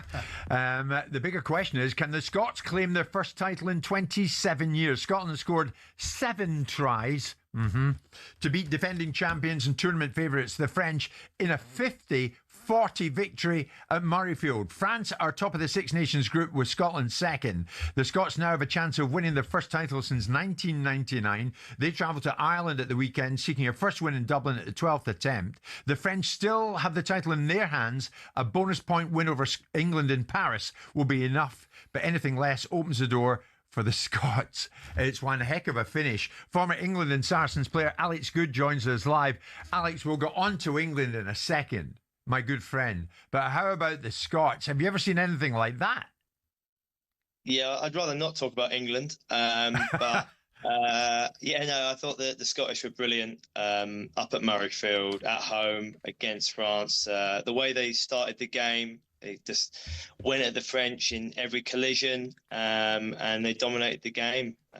Late on, France came back a bit, but the Scottish were brilliant for that victory. Alex, who's going to win the thing? I think France will win it. I think the game for Scotland against Ireland will be a brilliant match. Unfortunately for the Scottish, I just don't know how well they travel still. They're brilliant at home, but Ireland are playing very well. Them at home are a different prospect. And I think Ireland will win that game, and I think France will beat England, so France will take it. So 1 step forward, 2 back for England. Are there more questions than answers surrounding Steve Borthwick right now, do you think? Yeah, I think that's a pretty bad loss for England. We've obviously never lost to Italy before, and off the back of the game against Scotland, where Scotland did play well, the way we lost at home against Ireland was bad, and it obviously rocked the players quite a lot. And then, to lose against Italy is very disappointing as an English fan. So it's the hardest thing in the world here is to try and get confidence in the group within 6 or 7 days to go to France and play in a game that technically means nothing for England, but means everything to France. It's going to be a tough ask, that's for sure. Alex, I'm going to put this to Martin Keown, who's in studio with myself and Simon. Ben Earl, England forward, when they came off the pitch, having lost to Italy. There's an element of pride because I actually thought we played pretty well. There was a moment I thought there was only one team that was going to win this. If that game ended in 60 minutes, you'd say that was an unbelievable performance by England. Honestly, I'm buoyant with this team. We just have to win some games of rugby, and we will. Would that have been your attitude? I cannot imagine you coming off the field of play with Arsenal, having been beaten by a total underdog. Well, we know the Italians have improved massively, but you obviously see it through, don't you? You have to see the game through. I mean, wearing my rugby hat and football hat, at half time, after what was a lovely kick into the corner and a brilliant try from England, I thought, okay, they're back in the seat. This will be fine. I turned it over at the end of the game and they've lost. And it's just like there's no consistency within their play. 3 defeats on the trot now, Jim. I mean, we were talking about Wales, weren't we, not so long ago? I mean, games they lost on the bounce. Well, it's with England now. And you look at it from a football context, the manager's not going to be in the job much longer unless he turns it around. And with the French up next, it could not be more difficult. Well, it would seem that way, Martin. I mean, Alex, it's been suggested that Ben Earl was gaslighting some of the England fans with those comments. You agree with that? I think he'd probably want to have that interview back. Maybe it was the emotion of the game, big milestone for him, and just got caught a bit off guard. I don't know. But look, I think for all fans there, they'll be pretty disappointed. A lot of people went over to Italy, not the result they would have wanted. And, there's 2 ways of looking at this. This England team probably weren't as good as everyone made out before the Six Nations. World Cup winners potentially at that point, having won 12 in a row. And they're not as bad as people are making out now. But there has to be some consistency. Obviously, Steve Borthwick's been in charge long enough now that we should be getting better and better and building under his tenure. Do you still back him, Alex? Do you still back him? Look, there's been a lot of rash comments from people saying, he's got to go and, get rid of him. I'm not someone in that camp who thinks that unless you've got a solution. Like, tell me someone else who should be the coach or who's better, who's going to do a better job. But look, Steve has won 12 games in a row until this. This is a bad Six Nations. We had the same thing with Eddie Jones in 2018, I think they came 5th in the Six Nations. They then got to a World Cup final, and now they lost to South Africa in the final a year later. So he can turn it around. There's no doubt about that. And unless you've got, the best coach in the world ready, lined up, then I don't see the point of getting rid of him at this point. This game's in the summer. You see how they go, and then you can make another decision. Alex, thanks so much for joining us. Former England and Saracens player Alex Good. What do you think, Simon? Are you still behind your man Borthwick? I wasn't behind him or not behind him. And we went into this home internationals or this Six Nations with a scenario of having won 12 games in a row, a lot of them at Twickenham. And we've got momentum now. We've got consistency. We're losing games. So where is it centred in? Is it centred in the coaching? Is it centred in individual areas on the pitch? I looked at Ellis Genge on Saturday. He was a shadow of himself. In terms of what he's produced previously. It's one thing staying with something because you haven't got an alternative. It's another thing saying, well, okay, we need to change the direction of travel and find an alternative. I saw that... Does it go with the decorum, though, of rugby where it's not trigger sacking, is it? It's a considered sport. Do they take longer to deliberate over it? I mean, obviously, you can't keep losing games. Internationally, yeah. Different, isn't it? I mean, international management is different. If this was a football context now, he'd probably be out of a job. I mean, yeah, I guess there would be a challenge. I mean, ultimately, the form going into this was very good. The form as a result of this tournament is very poor. I mean, our identity now. We played against the Welsh, but everyone beats the Welsh. I think the surprise and the momentum killer was getting beat by the Scots, and everything's flown on from that. And with due respect to the Scots, was it? Yeah, but no, but there was a perception that this Calcutta Cup was going to be taken care of the fact that Scotland were not in good nick, England were. And yet the result was that they were taken to task by the Scots, and rightly so. Yeah. And from that, they've gotten beaten by other sides that you can make a claim for against the Irish, but you cannot make a claim for the Italians. We should look to the Scottish to see how quickly that's been turned around. And it'll turn around again. Well, maybe it turns around for England. Nice one, Martin. I was in a very posh tennis club on Saturday afternoon. Where? I'm not going to tell you where. That'd be giving it away. Absolutely magnificent place. And a gentleman looked at the scoreline on the telly and said, "Well done, the Jocks." Now, would you like to echo that as we hit the 11:30 break? You don't give room for that, because when you're sending people text messages which are about us getting beat by the Italians, it brings out no desire to give you any support. Bit. Let's I don't have any. Let's hand it to the Scottish. I have an indifference. Yeah? Will you applaud Scotland if they win the Six Nations? Not particularly. Okay, that's lovely. I will, Jim, though. I will do. Martin, I could rely on you. Arsenal invincible, Martin Keown to the rescue. 11:30.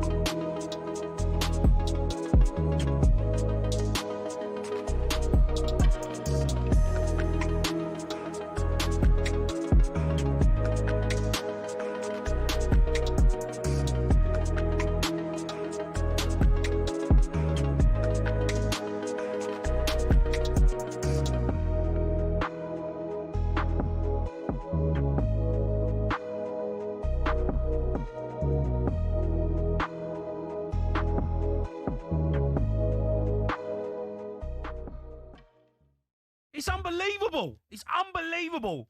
The football club. It's unbelievable. The people in charge of this football club. One of the biggest clubs in the world. And an absolute mockery. We're a mockery of a football club that we've allowed this to happen. Are you going down? And the fans have had to accept it. You're going down. Jace, shut up.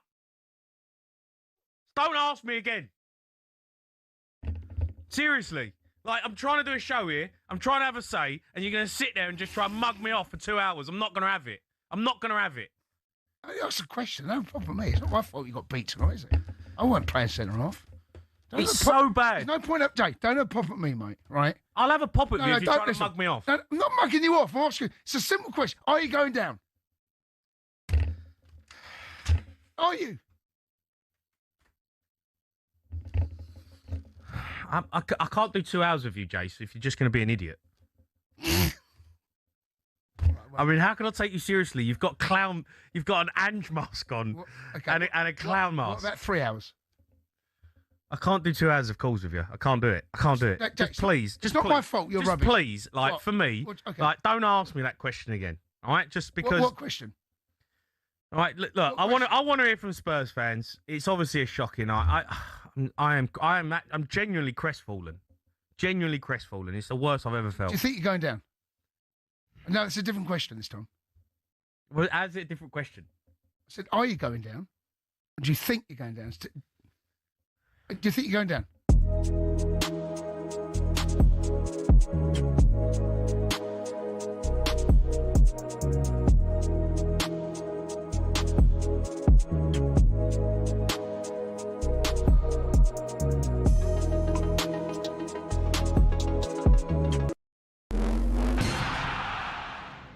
Former Celtic captain Scott Brown says it's a small part of the Old Firm crowd that always wants to spoil it for everyone else. Police in Scotland are asking for help to identify troublemakers from the pitch invasion at Ibrox. talkSPORT's David Tanner told us it's important to differentiate most fans from Celtic's Green Brigade and Rangers' Union Bears. The behaviour of these ultras has been awful for many years now. The clubs have been struggling to cope with it, but now they need to take action and shut it down because it's out of control. Flares and other missiles were thrown. Police and Celtic staff were injured following Celtic's Scottish Cup win. Trouble then spilled out into Glasgow. Celtic fan Graham told talkSPORT that's the most unsafe he's ever felt leaving a stadium. Fans attacking each other and things, but yeah, outside the ground, even before the game, like, there's stuff getting thrown in from both sections. As the US-Israeli war with Iran continues, the Global Players Union are asking FIFA to protect Iran's women's football team both now and in the future. And that's going to be really difficult, but FIFA has a statutory obligation in relation to human rights to ensure that they exert that leverage, and we expect them to do so, and we'll continue to work with FIFA and the AFC around that. That's FIFPro's President of Asia and Oceania, Bo Bush. Iran have been called wartime traitors back home for not singing the national anthem before a game in Australia. 23 red cards were dished out after a massive brawl between Brazilian rivals Atletico Mineiro and Cruzeiro. Video appears to show Hulk smashing another player in the back of the head. You can see that on talksport.com.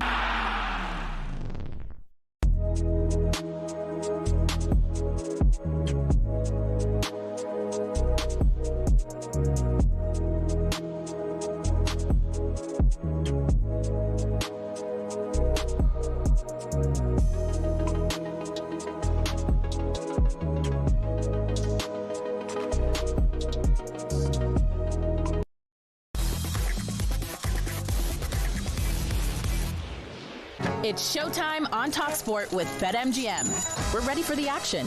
Are you? Visit betmgm.co.uk or download the app. 18 plus. GambleAware.org. Just gone 11:30 this Monday morning. We're joined by Matt Gibson from BetMGM. Matt, good morning to you. Where do we start? What about a quick roundup of the FA Cup action? Yeah, good morning, fellas. We'll get on to West Ham Brentford this evening, but in terms of what we saw over the weekend, gents, I think the favourites progressed mainly. Obviously, Liverpool got the revenge on Wolves on Friday night. Chelsea, probably not as fluent as they'd like, but do progress against Wrexham. Arsenal, again, file it under not quite as fluent as they'd like, but the favourites do progress. Finished off with Man City and Leeds getting it done in the late kickoffs. And then the FA Cup shocks, gents, what we live for in the FA Cup, a last-minute winner from Southampton. Then, of course, Port Vale, gents, probably the story of the Cup so far. Overcoming Sunderland. If any Port Vale fans are fancying the miracle this morning, they're priced up at 100-1. Obviously, the big outsider for the trophy. Arsenal top of the market, as you'd expect, around about 9-4. I don't know if you watched any of the football, gents, who took your eye, who you think might be a decent bet. Well, just interested, just to go back there, Matt. Congratulations to Port Vale. They actually played 2 games in a week, didn't they? Because they played in midweek in a what was a previously postponed match against Bristol City, and Ben Waine scoring the winning goal in that one. Every game they've had at home in the FA Cup. So really pleased for them to get into a quarter-final of the FA Cup and they're bottom of League One. It's quite remarkable. Next thing they'll be wheeling Robbie Williams out, won't they? He's a Port Vale fan, isn't he? Well, why not? Why not? Well done to Port Vale. Matt, crack on. Yeah, I think this evening, fellas, it's a really interesting one. I'd be kind of keen to see how each side approaches it. Brentford obviously having a great season, batting well above their average from a bookie's point of view, where we had them at the start of the season. Why can't they go to West Ham and win, knocking on the door of the top six, the banging form?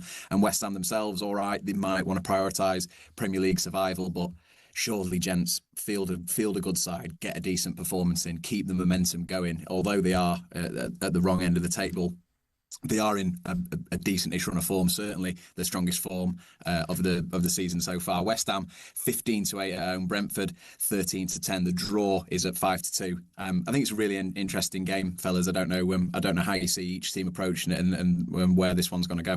Martin, take us on this way. I mean, Matt's right about momentum. If you're struggling in the Premier League, this is a great opportunity to do something, keep the momentum going. Yeah, and kind of the fans demand that, the West Ham fans particularly, bragging rights locally.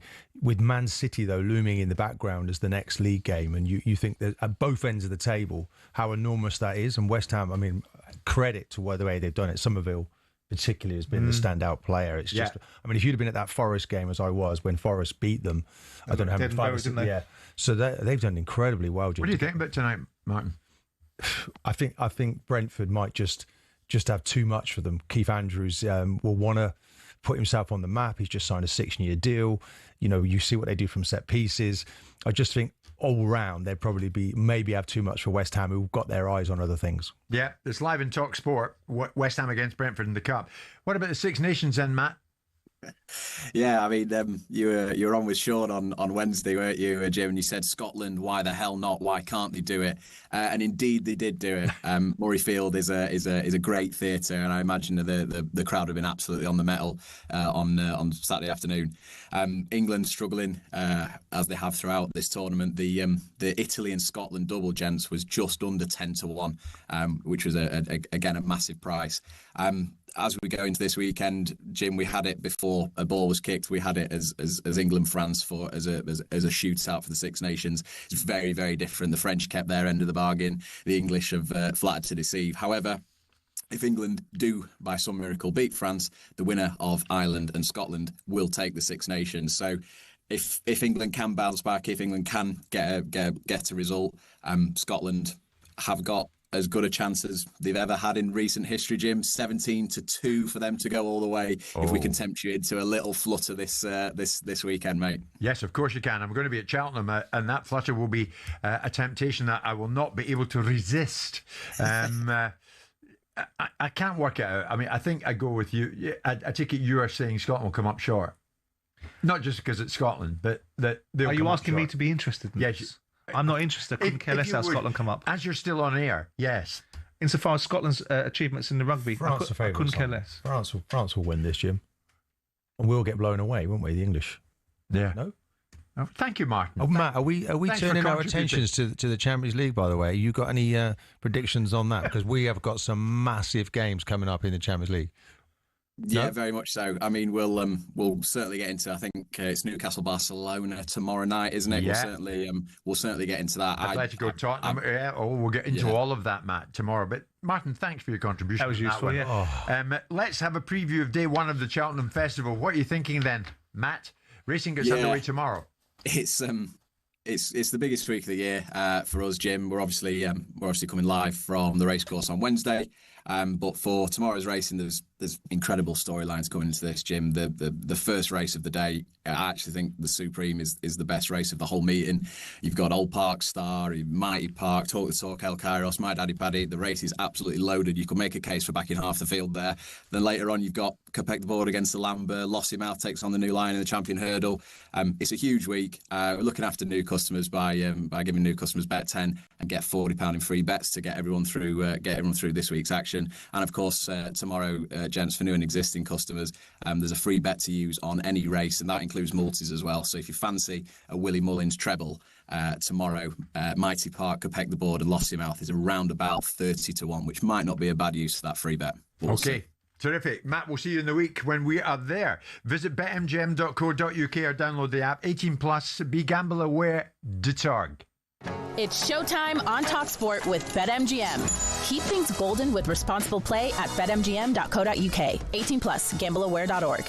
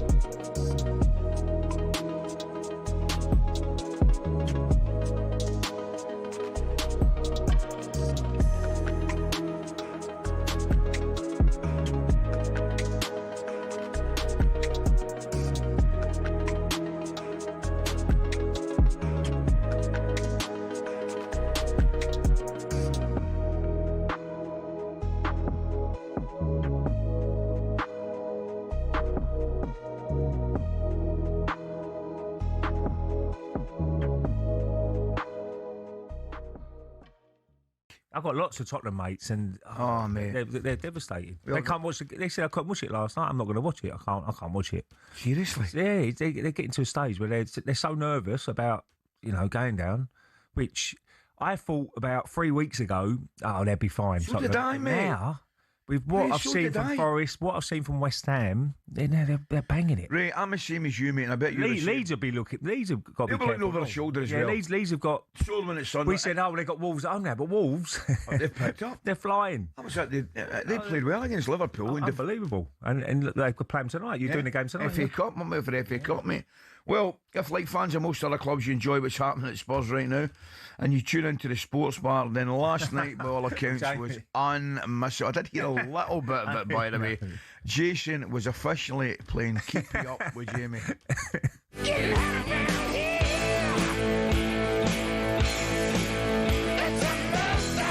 It's a simple question. Are you going down? Yes. We are the only team in the Premier League ever to bring in a new manager, to get a new manager bounce, and we get a worse bounce. Okay, you get a new manager trounce, not bounce. Like, I'm trying to do a show here, I'm trying to have a say, and you're going to sit there and just try and mug me off for 2 hours. I'm not going to have it. I'm not going to have it. So there is the poo. I'd actually take Big Ange. It's got to that point. I would actually take Big Ange. I could do a better job. It is embarrassment. An embarrassment. You're going down. No, seriously, last time. You're going down. Shut up! Don't ask me again. Realistically, it could be Tottenham Lincoln next year.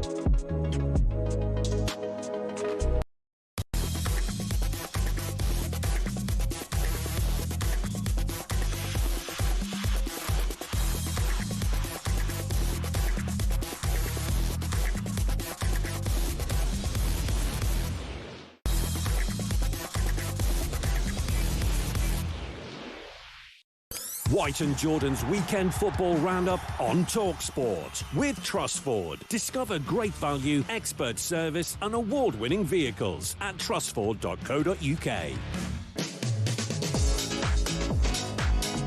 Just for Martin Keown, who said moments ago during the break, we're not talking about enough football. We need to talk more football. We're going to do that for you, Martin. He didn't quite say it like that. I was overstretching it a bit. But let's look at the weekend's football action with Trust Forward. Martin, just for you. Well, I mean, why not? Of course, we'll be talking about this. Port Vale triumphed over Sunderland.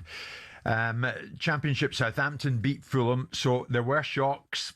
Port Vale and Southampton both go into the quarter-final draw with Arsenal, Chelsea, Manchester City, Leeds and Liverpool. And the draw takes place tonight before West Ham take on Brentford at the London Stadium, and that is live on talkSPORT. Man, I'm coming your way in this, but certainly Marcus Silva, as you might imagine, not happy that Fulham went out. Very bad day for us, myself, football players, for the football club, mainly for our fans, definitely. The expectations, they were in the level that, in my opinion, they must be, and we are not good enough. I don't look as another defeat. I know that in football, the defeats, they are tough, doesn't matter where and you play. We lost one chance, big chance, when you have to get the responsibility to be favourites, to be in the quarters final next round, to be playing with a draw that gave us a chance to play at home against a very good side, but the championship side, and it's just we didn't play the way you should to win the game. Martin, sort this out for me. He made 9 changes. Fulham are safe in the league, in the Premier League. Yeah.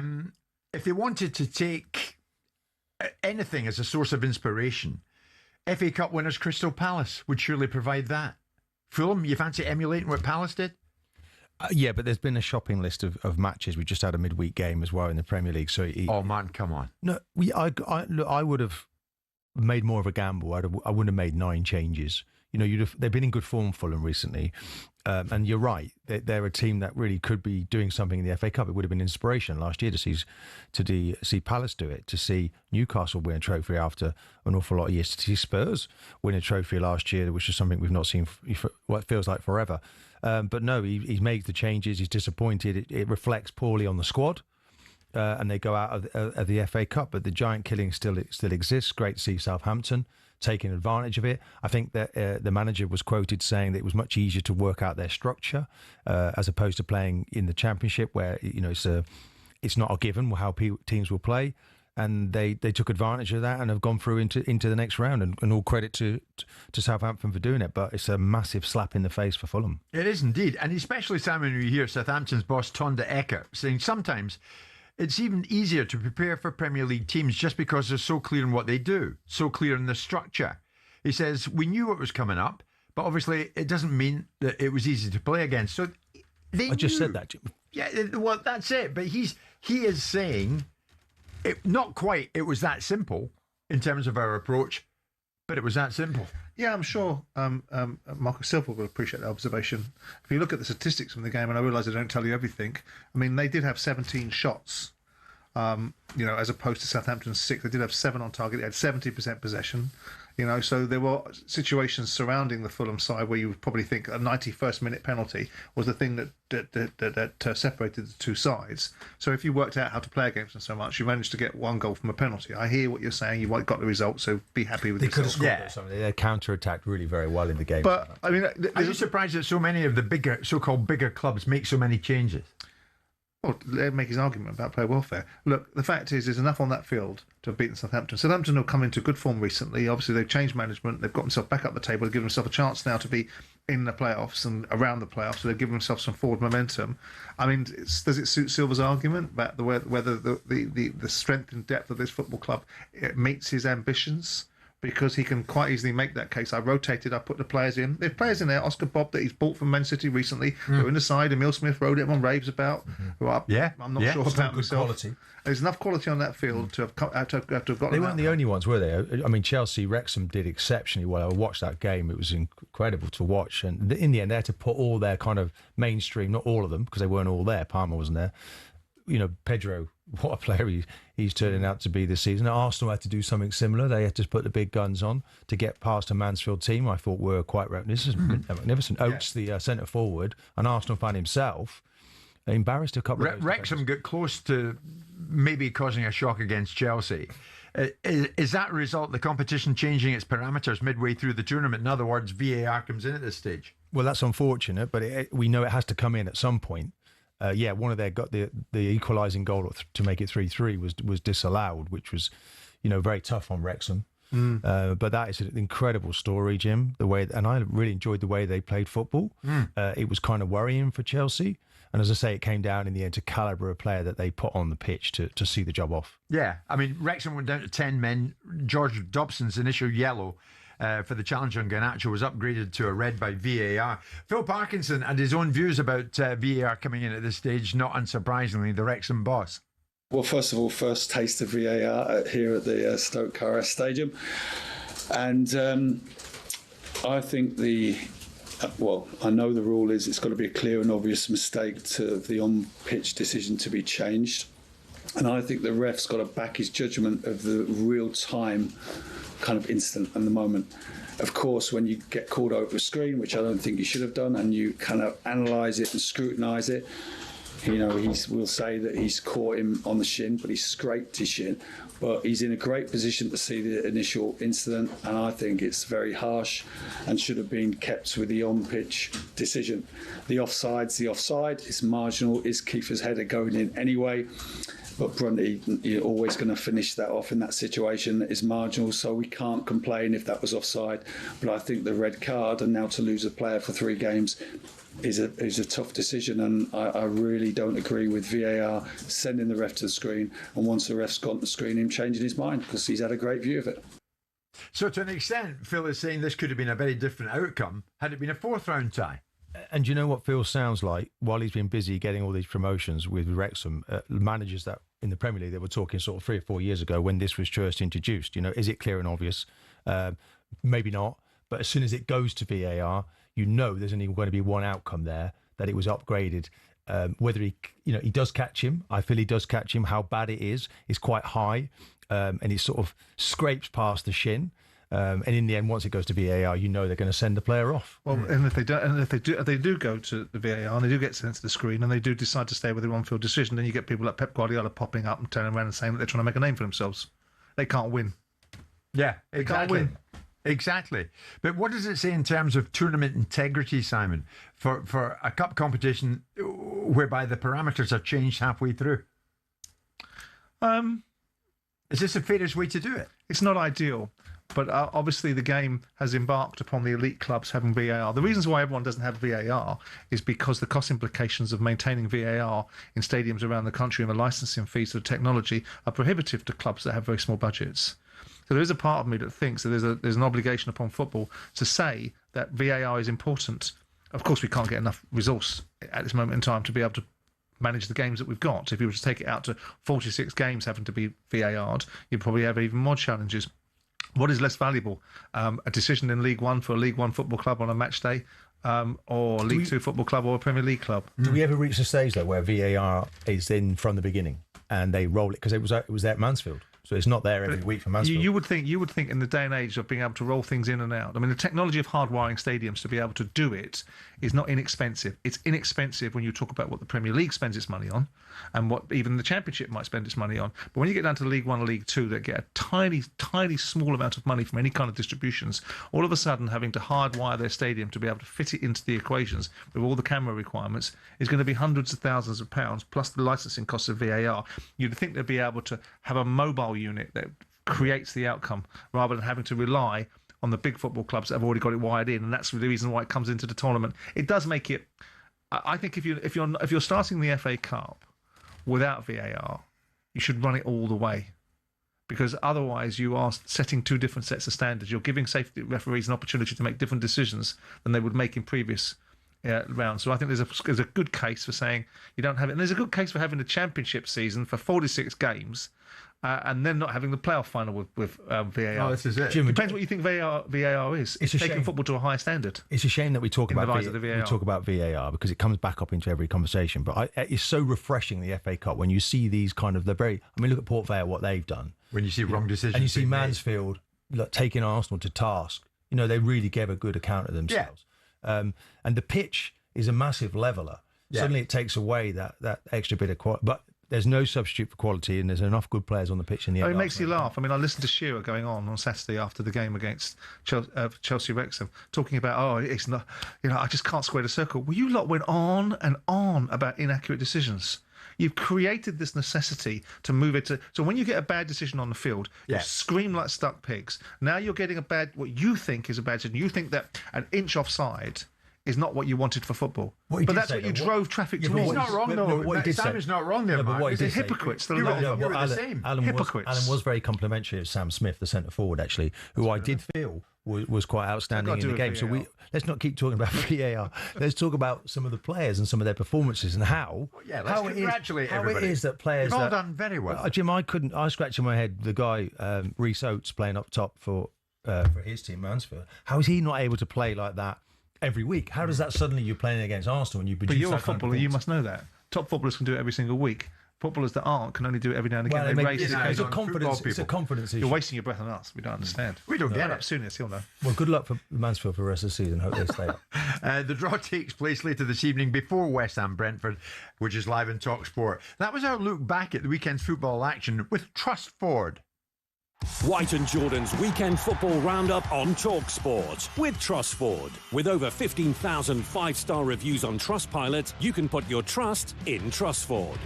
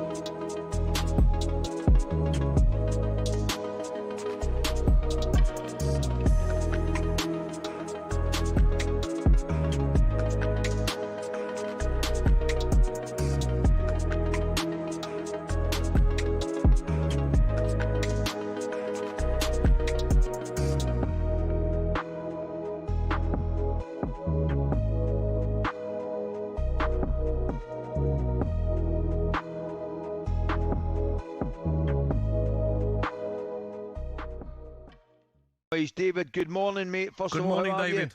Morning, all. David, here's a quick one for you, mate. I know we'll not be talking European football. We'll calm everything down. I want to start with this statistic, right, which I would imagine would please you as much as anything. Everton, after reaching the 40-point mark in 28 games, that's only the second time they've done that in 9 seasons. Now, I reckon that in itself is an achievement. But, and I know you'll play it down, you must have a wee thought about European football. Well, I said right at the start, Coisty, that I said to the players that, we need to try and aim for it and hope that it was possible. In truth, it looked a million miles away, to be honest, at the start. But I have to say, we got off to a pretty good start in the league and it's given us something to hold on to.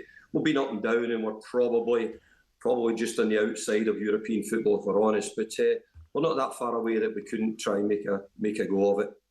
David, obviously the Grealish injury was disappointing, but how happy are you now with the competition for places? Beto and Barry are in great form. You've got McNeil and Dibbling fighting for a spot. NDI and Tyreek George. You've got Branthwaite back as well. The squad's looking more healthy now, isn't it? It certainly is. I mean, I have to say Jack was brilliant for us in the early part of the season. He gave us lots of things which we haven't had, and he helped the team greatly. So we've missed him, and we missed him over the middle of the season, middle of December and January, really, when we had also a few injuries as well. But probably no different to other clubs. But we're just beginning to find our feet a little bit again, and the players you mentioned, they're all beginning to step up.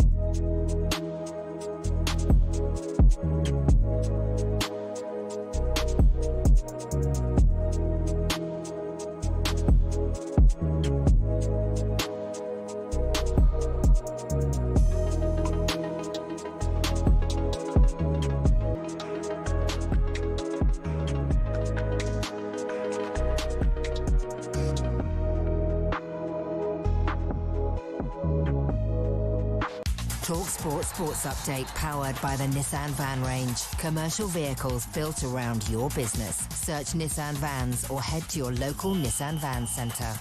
With your headlines at just coming up to 3 minutes past 12, I'm Nick Ellaby. Good afternoon. Former Celtic captain Scott Brown's told us a small part of the Old Firm crowd always wants to spoil it for everybody else. Missiles and punches were thrown during a violent pitch invasion at Ibrox.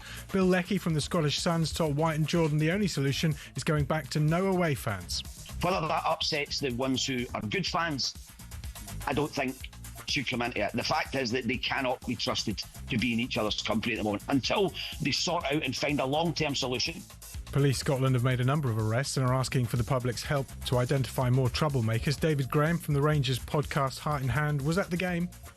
That to me was the worst, the most shambolic and the most inadequate policing operation I've ever witnessed at any football game. Meanwhile, as the US-Israeli war with Iran continues, the Global Players Union is asking FIFA to protect the Iranian women's football team as they return home from Australia. And that's going to be really difficult, but FIFA has a statutory obligation in relation to human rights to ensure that they exert that leverage, and we expect them to do so, and we'll continue to work with FIFA and the AFC around that. That's FIFPO's president in Asia and Oceania, Bo Bush. Iran's women's team have been called wartime traitors back home for not singing the national anthem. Wales are trying to persuade Spurs defender Ashley Phillips to switch allegiances from England. Born in Salford to a Welsh mother, Phillips is currently on loan at Stoke. The fit-again Erling Haaland's working on his speed ahead of Man City's Champions League game at Real Madrid. That's live on talkSPORT on Wednesday night. While Liverpool's Alexis McAllister has trained after a knee problem, Galatasaray versus Liverpool is our early kick-off on talkSPORT 2 tomorrow afternoon. More at talksport.com. talkSPORT News. The Prime Minister says he's doing all he can to lessen the impact of the Iran war on our economy. And Glasgow Central Station will stay shut today and most likely tomorrow following a huge fire. More from the news team in half an hour. talkSPORT weather with QuickFit, where we've got more premium tyres than the number of times you'll hear, "Ooh, it's a bit nippy this winter." Book today at quickfit.com. Mostly cloudy, patchy rain mainly in western areas. Hopefully sunnier in southeast England and eastern Scotland this afternoon. Feeling mild in the sunshine.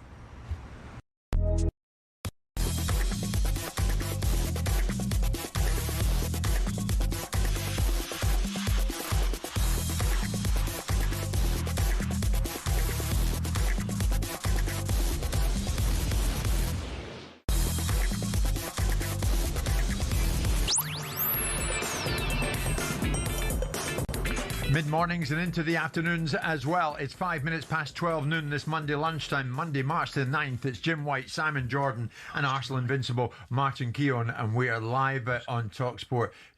Sorry, I'm just breaking off for a second. I'm hearing you. Time goes. I'm just thinking about time, how quickly it goes. I was thinking, remember when we came back from Qatar, thinking the next World Cup's going to be 4 years away, and boom, it's almost here. All right, is that time flies comment just in the passing there? Yeah, it was. I was just muttering to myself. I didn't expect you to be gulping at me while I was muttering to myself. No, I could hear, wow, time flies, and your microphone was open. That's why I picked up on it. Did you? But you're quite right. Tempest fugit. Julius Caesar was right. Martin, a good time to talk more football, and of course, specifically, the aspirations of Arsenal and Manchester City. Manchester City is still in it for the lot. Very much in the title race, very much in the Champions League round of 16 tie against Bayer Leverkusen, quarter-finals of the FA Cup, and of course the upcoming final of the Carabao Cup against Arsenal. Arsenal, your lot, still very much in it, leading the way in the Premier League, albeit a tough old tie against they've got Bayer Leverkusen, of course. Manchester City have got Real Madrid in the Champions League, but the quarter-finals of the FA Cup and the final of the Carabao Cup against Manchester City. Both on course, potentially, for a quadruple, yet both criticised in equal measure. Do you scratch your head and wonder why that is? Ugly Arsenal and not as good as years gone by Manchester City. Equal measure, I don't think that's quite right, Jim, to create that narrative. I think we've just had 2 weeks, and obviously I mentioned a certain individual working for talkSPORT, and then there was 2 weeks of mayhem. Somebody on another show, maybe that there was a bias against Arsenal. So I think we've kind of like accepted that, and we tried to move on. But what we'll say about Man City, he brings it up. Yeah. Well, we're not really moving on if you bring it up. No, because you said that it was an equal measure that both Man City and Arsenal are being criticised, and I don't quite see it that way. I think maybe Man City just suffering a little bit from. But every time we talk about Man City, people are kind of agreed or they certainly throw their hat in the ring with it's agreed they're not as good as they were. Yeah, but we started off with changing narratives for Arsenal. We started off with, after 9 matches, that it was Arsenal's to lose, wasn't it? And then it was all about bottle. And now we have a slightly different narrative again. So I don't see those narratives changing for Man City. They're inconsistent. They did really well at the weekend. And the guys that came in for their expected 11 did exceptionally well. They didn't do very well earlier in the season against Bayern Leverkusen. It's pretty well the same team. I think Stones might be the only one in there that was different. So... no, Jim, look, there's criticism towards Arsenal. Statistically, since Christmas, no one has scored more goals than Arsenal from open play. But to listen to the media, you think they only score goals from set plays. I don't really care how the wins come. If Arsenal win the league and it comes off Gabriel's backside and Arsenal win the league, then I'm happy and I'll celebrate. But there's a little bit of a narrative. I think Arsenal just need to get into that tunnel that you need to get into, shut out the noise, keep winning games of football. I thought Eza was magnificent when he came off the bench in the FA Cup. Madueke, what a fantastic finish. You need that quality, Jim, in the tight games, and they all come tight. But you seem to blame the media for having a go at Arsenal on a semi-regular basis. I'm not blaming the media, it's a fact, Jim. It's not just the media. I mean, they're not creating the narrative. In this instance, Brighton boss Fabian Hürzeler very much created his own narrative after playing Arsenal. I loved how they play football. I think there was only one team who tried to play football today, and therefore I ask one question. Did you see in a Premier League game a goalkeeper going down 3 times? If the Premier League, if the referee allow everything, then it's difficult. Then they make their own rules. So at the moment I have the feeling they are doing their own rules. That's why I think it's difficult to judge that. I will never be that kind of manager who tries to win in that way. I want to develop players. I want that my players keep improving. In the end, of course, every team will manage and waste time. But I think there has to be a limit, and the limit has to be set by the Premier League. If I would ask now, everyone here in the room, did he really enjoy this football game? I'm sure maybe one raises his arm because he's a big Arsenal fan. Where will this go? Like at one point, one game we play 60-minute netto time, and then when you play against Arsenal, only 50 minutes. Do you want to send off the goalkeeper with 2 yellow cards for wasting time? This will never happen. So what should he do? So just to be clear, Martin, that was a Premier League manager throwing his hat in the ring. That wasn't a member of the media. No, but it's. I think it's tipped the balance a little bit in terms of how people have stepped back and thought, you know what, maybe there is, because just because this manager says that doesn't mean it's correct. I mean, it created about a pantomime situation, by the way, at that game against Brighton, where the fans bought into that. If we just look at by the way, Raya didn't go down 3 times; he went down twice, so that's incorrect. If we look at the number of minutes, I mean, on average, Arsenal take 30 seconds to restart the game. There were 59 restarts in that football match, which is quite a lot. Do you think Raya was injured on both occasions? Just a minute. Do you think Raya was injured? Just deal with the restarts, first of all. Are you going back to your notes? I'm going to talk to you about the restarts. Okay. And I just want that to be clear, just to protect, because we need, we talked, didn't we, about since Christmas that Arsenal have actually, created more goals from open play than any other team. To hear the media talk, you think it's just about set plays. But let's talk about restarts. So there's been a game of football this season between Man City and Brighton where actually Man City's average restart time was 38 seconds. They were doing it themselves. So Hürzeler is saying that Arsenal are creating the rules for themselves. No. People are doing this, Jim. This has not been the longest number of minutes for a game for restarts. We've seen 37 minutes, I think, for Newcastle versus Liverpool. And Arsenal, where are they? 7th or 8th in the table of speed taken for restarts. So Hürzeler's got this agenda. He's clearly not happy when he plays. He's got an agenda. Yes, of course. And he stuck to the agenda. He created that before the game. It made it more difficult for Arsenal in the match, to be honest, this pantomime sort of situation. Look, Arsenal only had 3 corners in the game, so the people saying they're taking longer to take those. To me, it's just sour grapes from a young manager trying to find an edge and another way to win a football match. But looking at it from distance, Simon, do you think whenever anybody has the audacity to criticise Arsenal, it's turned into, he or she has an agenda against Arsenal? Well, I do think I found myself veering slightly into Keown cul-de-sac last week, where I started to concur because I see certain things being said by sections of the media. I saw Alan Pardew come out and say if Arsenal win the league, it has to have an asterisk next to their name, which I thought was a ridiculous comment. And what happens is narratives get seeded, and you've got newspapers writing articles that are fair. If they're scoring a lot of goals from free kicks, then that's fine. You can make that observation. But the way they're characterising Arsenal, they seem to be putting an onus upon Arsenal that doesn't seem to be put on other teams that have to win the Premier League. There seems to be a perspective that Arsenal have to win it a certain way. It was 6 months ago or a year ago, Arsenal will have a soft underbelly. They can't win ugly. So when they do win ugly, now it's a force of criticism. If you can go to Brighton in a difficult football match and find a way to win 1-0 and the opponent's manager doesn't like it very much, really that shouldn't be a perspective for the rest of football to jump on a bandwagon for Pardew to be saying, there needs to be an asterisk against Arsenal's name if they win the league. What a ridiculous thing to say. Yeah, no, that was extreme. Martin Samuel in the Sunday Times and Arsenal said Arsenal took 30 minutes and 51 seconds on restarts against Brighton, a club that have won 2 league matches since January the 3rd. Shouldn't the best team in the country, and maybe Europe too, just play them off the park? There you go. There's a question for you. Yeah, but I've just told you. But if you're listening to the facts, I'm trying to give you facts about evidence of other teams doing the same thing. That was fact. No. Forget about the whataboutery. Is Samuel's point about the fact that they're the best team? You could say that Samuel has not done his homework. A respected journalist, he should go away. Don't follow the sheep. Actually, look at the facts. But put aside, he hasn't done that. But put aside what Man City do and don't do, and look at what Arsenal. Does he have any substance in the argument that the best team in the country and the best team in European football should be able to blow Brighton off the field? No, because Brighton actually pressed really well in the game. They've now decided after what was it, 10 or 12 games. So there's argument holds no water. 10 or 12 games. I'm arguing with you. I'm just asking you. So basically, they were pressing really well. It was difficult to get out. The pantomime affair that the crowd was causing. In the end, Arsenal hit the ball long, didn't they? They didn't play their usual game, but they still found a way to win, Simon. But again, it seems that people in the media are working very hard to find fault in Arsenal, and all they're doing is winning games. Isn't that the byproduct to some extent of? Because I was listening to your argument, I was listening to Emmanuel Petit's argument the other day.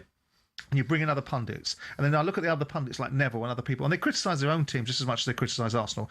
Neville goes after Man United dawn till dusk. So when he criticises Arsenal, it's not a bias. And were they not due to be criticised until recently? Until recently, it's a type of punditry, and I don't really feel they're getting on board enough with the successes that Manchester United now have. That's a style of punditry, and you can have your own version of punditry. Well, maybe that's just going a step too far. When it stares into, I think what it is seeded narratives and becomes lazy.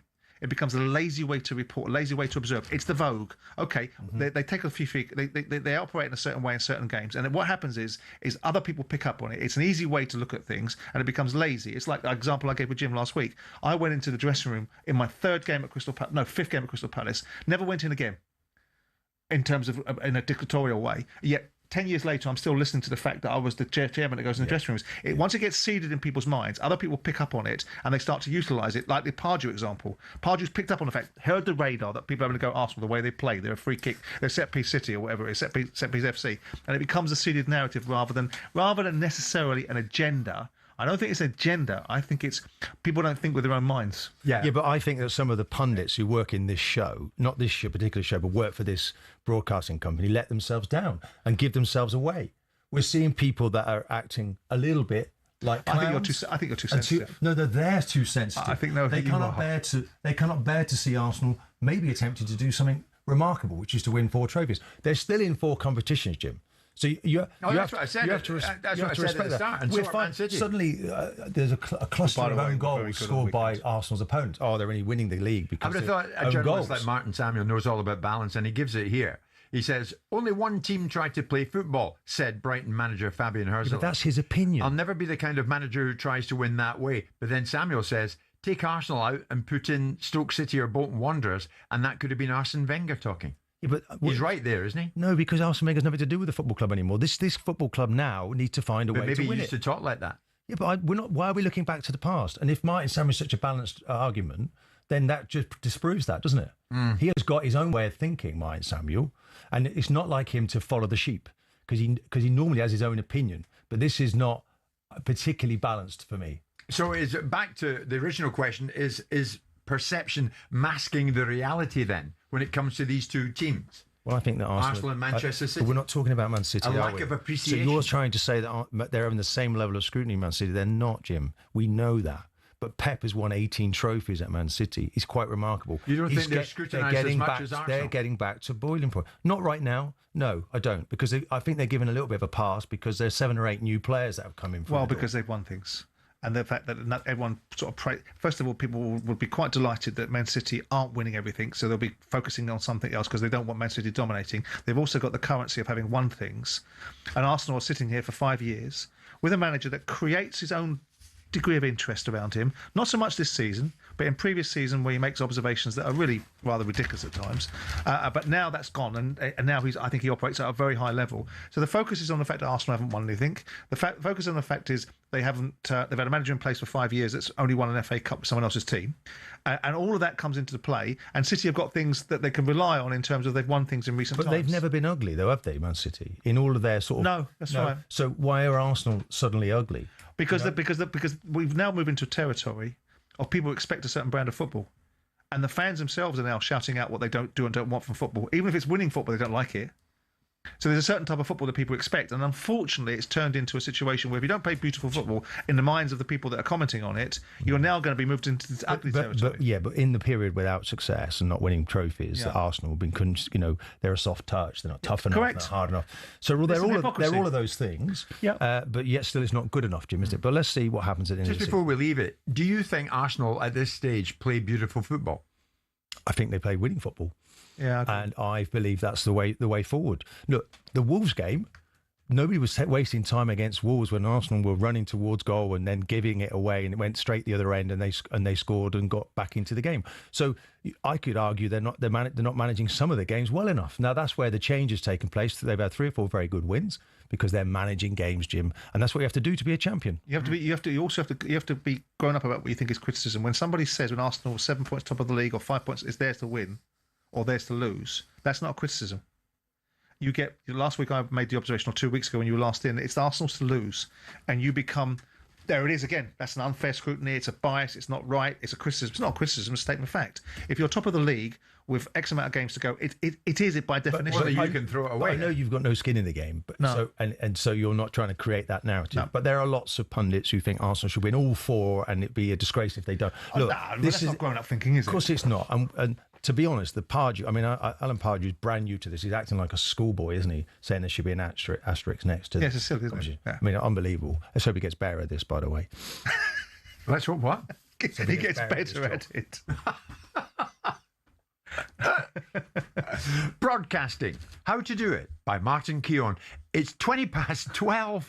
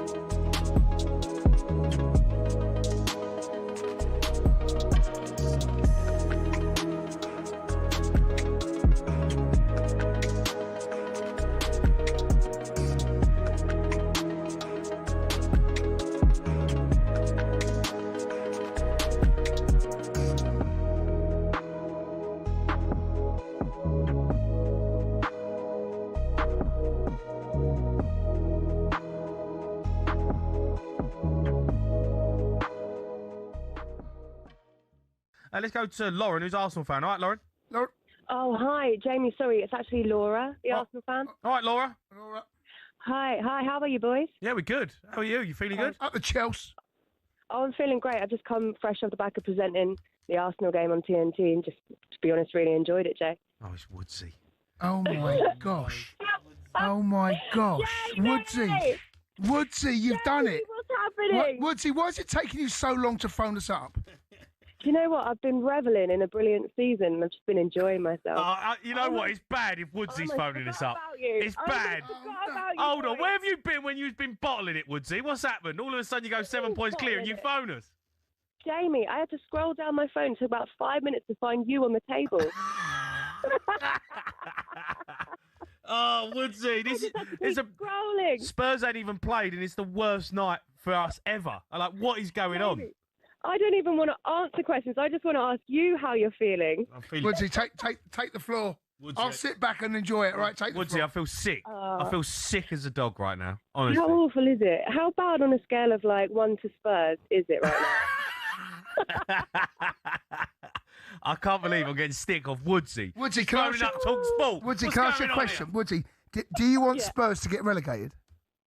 If I had a choice of which one, is that what you're asking me? Woodsy, answer whatever way you want, right? Do you want Spurs to get No. relegated? No, I absolutely don't want Spurs to get relegated because I want to enjoy more North London derby pummeling for years to come. For years to come.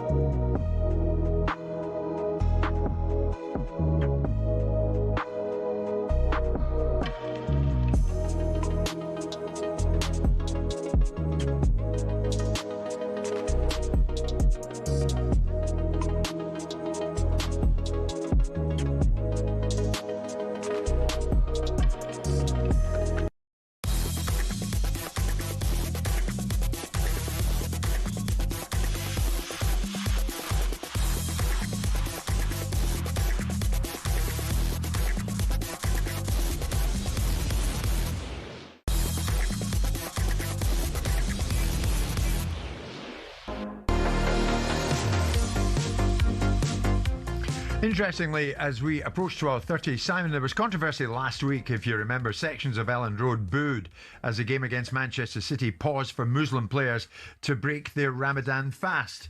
The incident occurred 11 minutes into the game. An explainer flashed up on the big screen. Do you remember that? Play has been paused briefly to allow players to break their fast, but the boos continued alongside some chanting. Manchester City on that occasion named 3 players, Muslim players, Marmoush, Cherki and Ait Nouri, in their starting 11.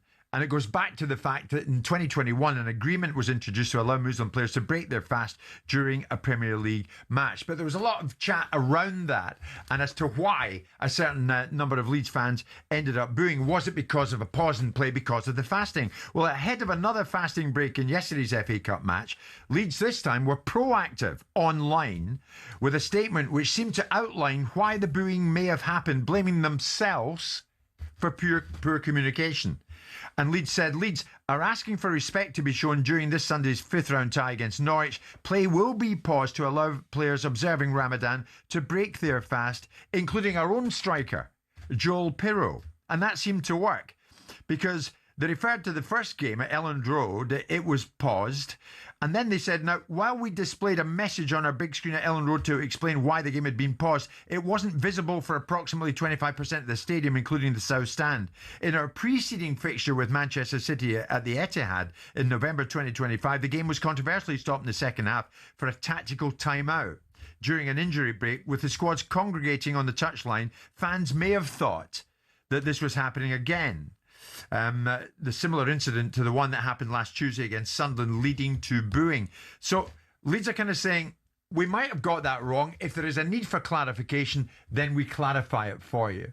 Which is kind of what their fans that called in last week were saying. Yeah. But there seemed to be a preferred explanation from callers that came in and from people that were describing it. That it was steeped in one thing and one thing only, discrimination. And there always seems to be this rush to make that judgment. Where it legitimately exists, discrimination and prejudice should be called out and people should have consequences for it. But when there's a an alternate view and there's perhaps a nuance to it, there shouldn't always be this race to determine things. I mean, I had that tiresome little hypocrite. I seen Rafiq coming at me last week because I had suggested, is there an alternative?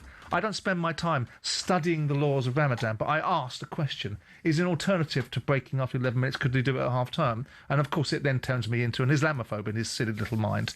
But the fact of the matter is the Leeds fans came on and described it, and that wasn't the preferred explanation. The preferred explanation from one of the callers that came in that told us her worldview was that how convenient that is. It is racism.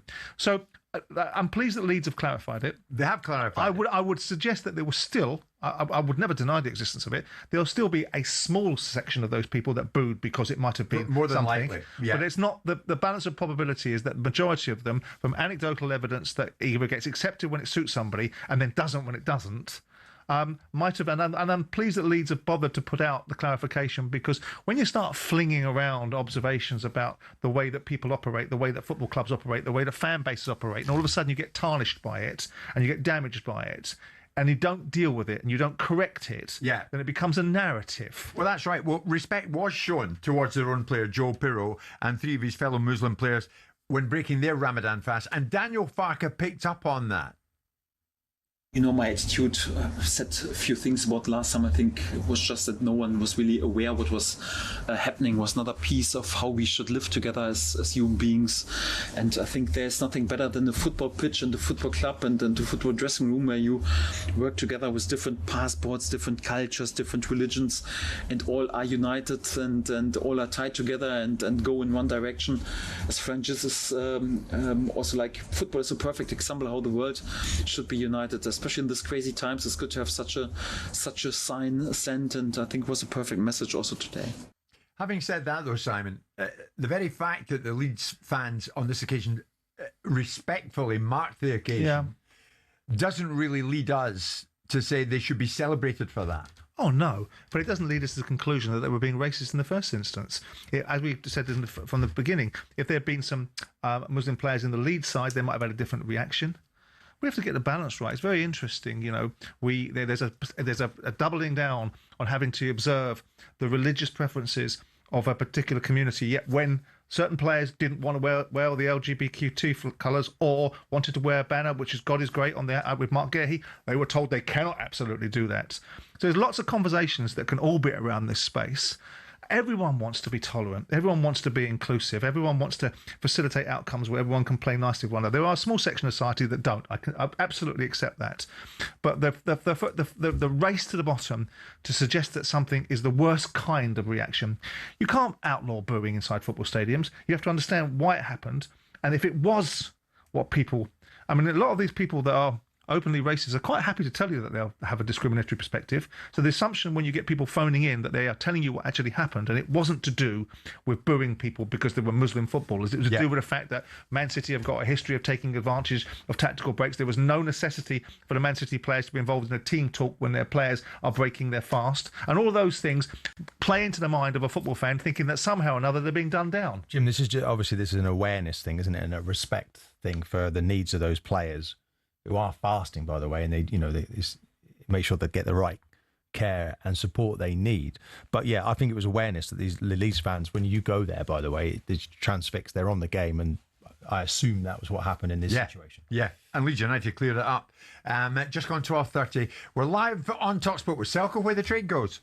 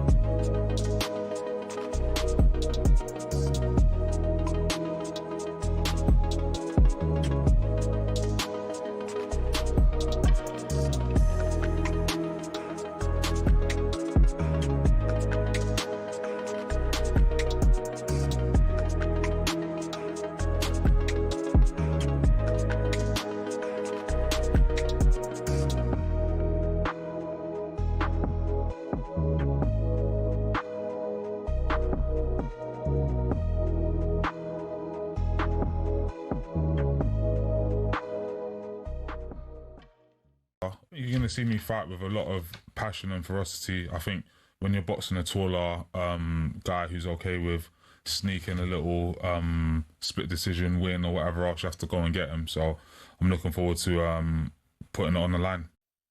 He knows you, you know him. There's a fair bit of mutual respect, is there, Tony? Definitely. He's a tough fighter. He's someone who never ducked, so I respect that. I mean, have you had history together before, as in sparring together? I know you were in the We never spar. We never spar together. We went to the same Olympic Games, but we never spar. It was to the cruiserweight. It wasn't the cruiserweight. Yeah. He picked up the bronze medal. You got the gold medal that year. Yeah. So it's an interesting time and an interesting clash. Did you ever think you was going to fight him? I mean, when he went up to the heavyweight, of course, I was like, okay, maybe I can fight him, and especially because he's in the top 10, so that's a good opportunity. How important is it getting home advantage as well? Because we was over at the Paris Olympics. You come up and done a piece for us for talkSPORT, actually, which was great. You brought your gold medal. I was hoping to see that today, by the way. But but you brought your gold medal, and it was fantastic. But they love you over there. You were sitting with the president at the time. Yeah. I mean, it's really great for me to have the opportunity to fight in Paris.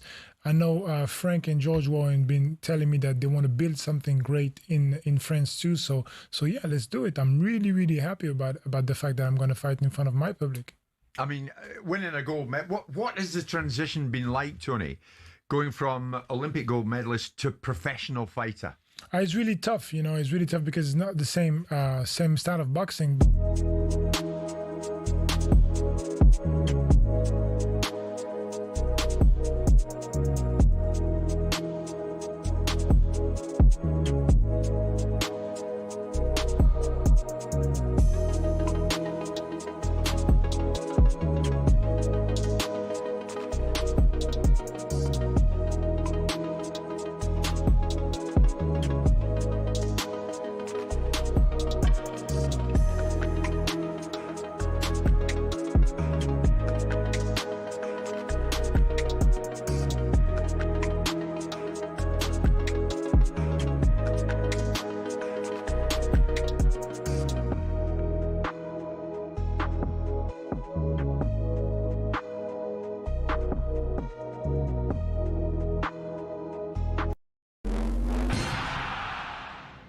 Former Celtic captain Scott Brown says it's a small part of the Old Firm crowd that always wants to spoil it for everyone else. Police in Scotland are asking for help to identify troublemakers from the pitch invasion at Ibrox. talkSPORT's David Tanner told us it's important to differentiate most fans from Celtic's Green Brigade and Rangers' Union Bears. The behaviour of these ultras has been awful for many years now. The clubs have been struggling to cope with it, but now they need to take action and shut it down, because it's out of control. Flares and other missiles were thrown. Police and Celtic staff were injured following Celtic's Scottish Cup win. Trouble then spilled out into Glasgow. Celtic fan Graham told talkSPORT that's the most unsafe he's ever felt leaving a stadium. Fans attacking each other and things, but yeah, outside the ground, even before the game, like, there's stuff getting thrown in from both sections. As the US-Israeli war with Iran continues, the Global Players Union are asking FIFA to protect Iran's women's football team both now and in the future. And that's going to be really difficult, but FIFA has a statutory obligation in relation to human rights to ensure that they exert that leverage, and we expect them to do so, and we'll continue to work with FIFA and the AFC around that. That's FIFPro's President of Asia and Oceania, Bo Bush. Iran have been called wartime traitors back home for not singing the national anthem before a game in Australia.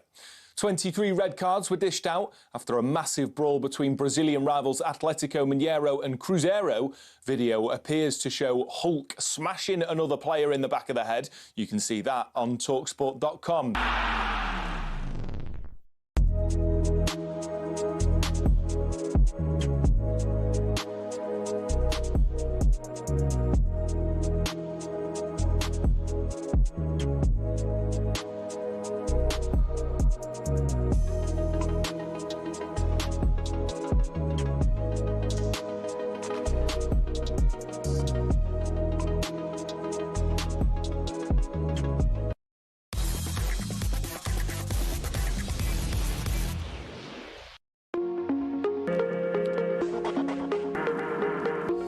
Good afternoon, everybody. It's 20 to 1 almost this Monday lunchtime. It's Jim White, Simon Jordan, and Arsenal Invincible Martin Keown, and we are live on talkSPORT. Coming to you live, of course, on YouTube. You can watch the show in a variety of ways: Apple TV, Android, Google TV, even Prime Video, should you wish to do that, and many of you do wish to do that, and we're delighted about that.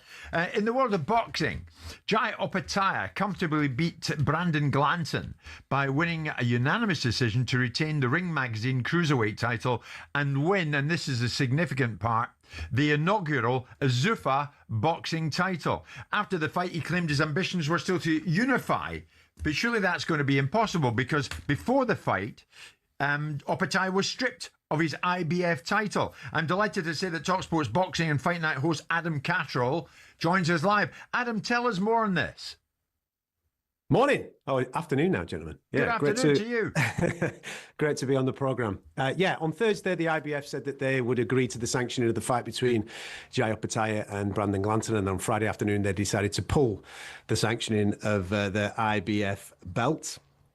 They basically use the excuse that they do not wish to be associated with the new Zuffa belt, which, as anybody who's been following this story will know, that it's not actually a legal belt because of obviously what's going on in America with the Muhammad Ali Act. But they changed their mind within 24 hours. And in my opinion, from speaking to people that were out in America, obviously covering this event, they've basically thrown the toys out the pram, because they've had the press conference with Jai Opetaia. They've agreed the sanctioning of the fight. The IBF belt's on that top table, but it's also alongside the Zuffa belt, but it's not prominent. So they've thrown the toys out the pram and kicked up a bit of a fuss and made a little bit of a stink. And sadly for Jai, they've taken the belt off him. Well, and now, Simon, as Adam's explained, the situation now is a bit strange for Opetaia in that he wants to unify following the fight, but obviously he's not going to be able to do that. Well, he's been here before, hasn't he? I mean, he wanted to fight in Saudi before and got stripped of his IBF belt because he went to fight, I think, Elisoro or someone like that in Saudi a couple of years ago. I mean, he's made his choice. I mean, there are clear delineations about how these belts want to work. Do I think that the belt sanctioning bodies and WBC and the IBF and whoever else cover themselves in great glory? No. Do I think that Zuffa can seriously bill Jai Opetaia versus Brandon Glanton as a battle between two great champions is laughable. And Jai's made his choice. He's chosen to go with Zuffa because there's a commercial benefit to it. He can't get the fight with Zudo Ramirez because Zudo Ramirez doesn't want to fight him.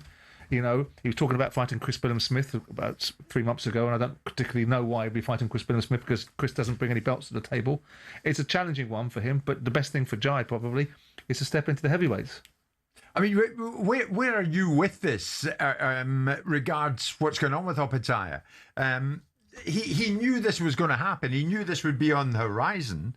So it couldn't have been a great surprise to him, Adam. No. Listen, my take on all of this is that these sanctioning bodies are making it incredibly easy for Zuffa and Dana White at the moment. We all saw what happened a couple of weeks ago with the conversations that Maurizio Sullivan and the WBC were having. And they just keep playing into the hands of Zuffa and Dana White's philosophy of wanting one champion per division and moving boxing in a completely different direction away from sanctioning bodies. And obviously the IBF's actions this week have kind of done the exact same thing. From Jai's point of view, this is the confusing thing for most fight fans, because from Jai's point of view, he is talking about unifications. He is talking about becoming undisputed. And traditionally, obviously, that would mean then being the champion of these alphabet belts. But that's not the message that Zuffa is sending out. That's not the message that Dana White is sending out. And I don't think that is the message that is going to be fulfilled over the next 12 to 24 months as he has aligned himself with Zuffa Boxing. I mean, we know that Zuffa wants to kill these other sanctioning bodies. Do you think that's going to happen? Yeah. Yeah, I do. When I say kill, what I think will happen is that they will be seriously diluted over the next 12 to 24 months, because as Simon will tell you, money talks in this game. Jai Opetaia has gone over to Zuffa because of the financial benefits of being there. We've just seen Conor Benn go over there because of the financial benefits. I think that at the end of the day, a lot of fighters, you can't pay your mortgage with a belt. You can pay your mortgage with 10 million, 15 million, 20 million, and that is going to talk to him at the end of the day. And I think a lot of these sanctioning bodies are going to be, or the worth of these sanctioning bodies, trinkets that they offer, is going to be incredibly diluted over the next 24 months. Can you kill those legacy bodies that easily, though, Simon? Well, some of them deserve to be. I mean, I think the WBC and Suleiman are just poor, full stop. The interesting thing will be to see how much they're going to have to write some checks out, Zuffa. I mean, it's not a straight line for them. It's not Dana White. I saw his interview with Piers Morgan the other day, and a lot of what he says is absolute contradiction in terms. And he talks about the mechanics of how he's going to take on the boxing world. Well, he's just had the challenges with UFC. Building up boxing and building up his position in boxing is very different from building up a UFC in a business that was very immature at its times and didn't have the same challenges that he might have in boxing. The reasons why the Saudis were able to do what they wanted to do and make themselves so prevalent is because they brought money to the table and they cleared up the situation in the Wild West that was there and still exists. It'll be interesting because it flies in the face of the distribution methodologies that have been deployed for UFC about how fighters are going to get paid. At this moment in time, there's a lot of seed capital being sprayed around. We'll see how big their checkbook is if they really want to start doing this on a level beyond Conor Benn, beyond Jaya Pattaya. And there is I know Eddie was being a bit salty, but there is a school of thought that Jaya Pattaya isn't quite as marketable as a cruiserweight as Jaya might like to think he is. Yeah, that's a good point. Adam, go on, mate. Sorry, I was just going to say the big thing is, I mean, we live in a little bubble here in the UK where everything's great. I mean, we've got 2 fantastic promoters, 3 if you bring in Boxer, obviously with what they're doing, that are providing and quenching the thirst of a lot of fight fans. It's not like this in America. If you look at what's currently happened in the first part of the year, Zuffa have put 4 boxing shows on. Now you can call them whatever level they fit so far, but they put 4 boxing shows on. Top Rank have put 1 on. Top Rank are a traditional boxing promoter. They put 1 show on so far this year. PBC, Golden Boy, the same. PBC haven't put anything on. And Zuffa are the only people in America right now with a prominent television deal. Nobody else has got one. Right. So it's very different out there. Yeah, they're going to mop up. They're going to mop up at the moment. Adam, I know that the world of UFC is one that you know very well. UFC heavyweight champion Tom Aspinall has signed for Eddie Hearn's new talent agency. What's going on here? Ben is poached by Zuffa. Is this a bit tit for tat here?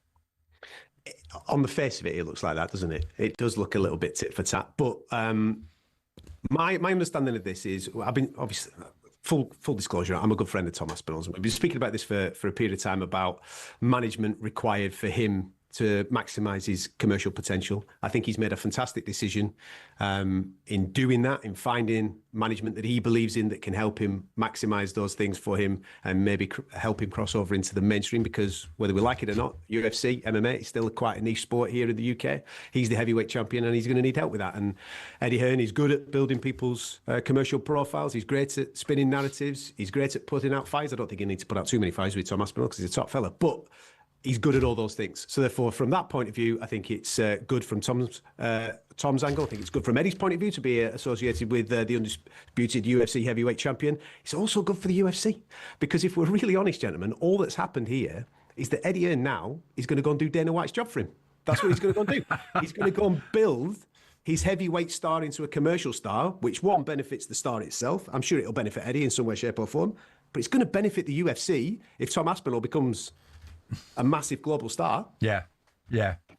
And of course, to finish with, Adam, boxing returns this Saturday, live in DAZN, talkSPORT in Dublin. What can we expect? Mate, some proper stuff. Listen, you've just been talking to me about all sorts of things that have been going on there in this crazy world over the next 2 weeks.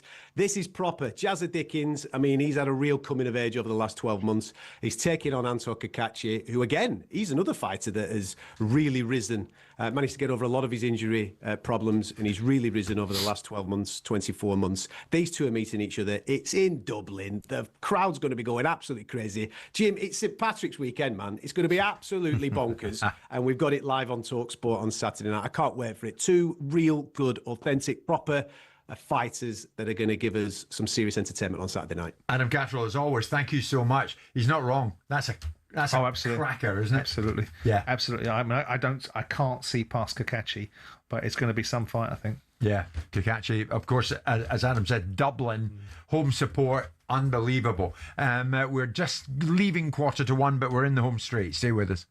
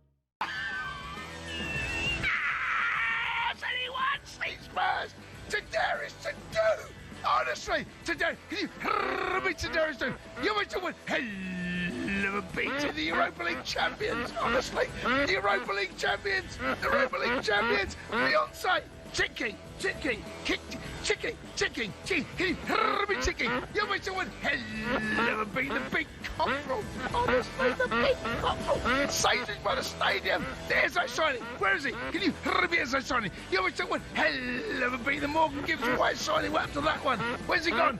Can you be Morgan Gibbs White? You went to win. Hell of a beat to the Williams side of Big Edge. Big Edge. Do me a favour. Can you be Big Edge? You went to win. Hell of a beat, Big Edge. AJ Tracy, Seven Sisters train station. Adele, 3-point lane. There is to do. Jamie Horror, you went to win. Hell of a beating. Ticking. Adele. Ticking. Adele. Ticking. All right. Ticking. Adele. You went to win. Hell of a beating. Crestfallen. Adele. I'm crestfallen. Ticking.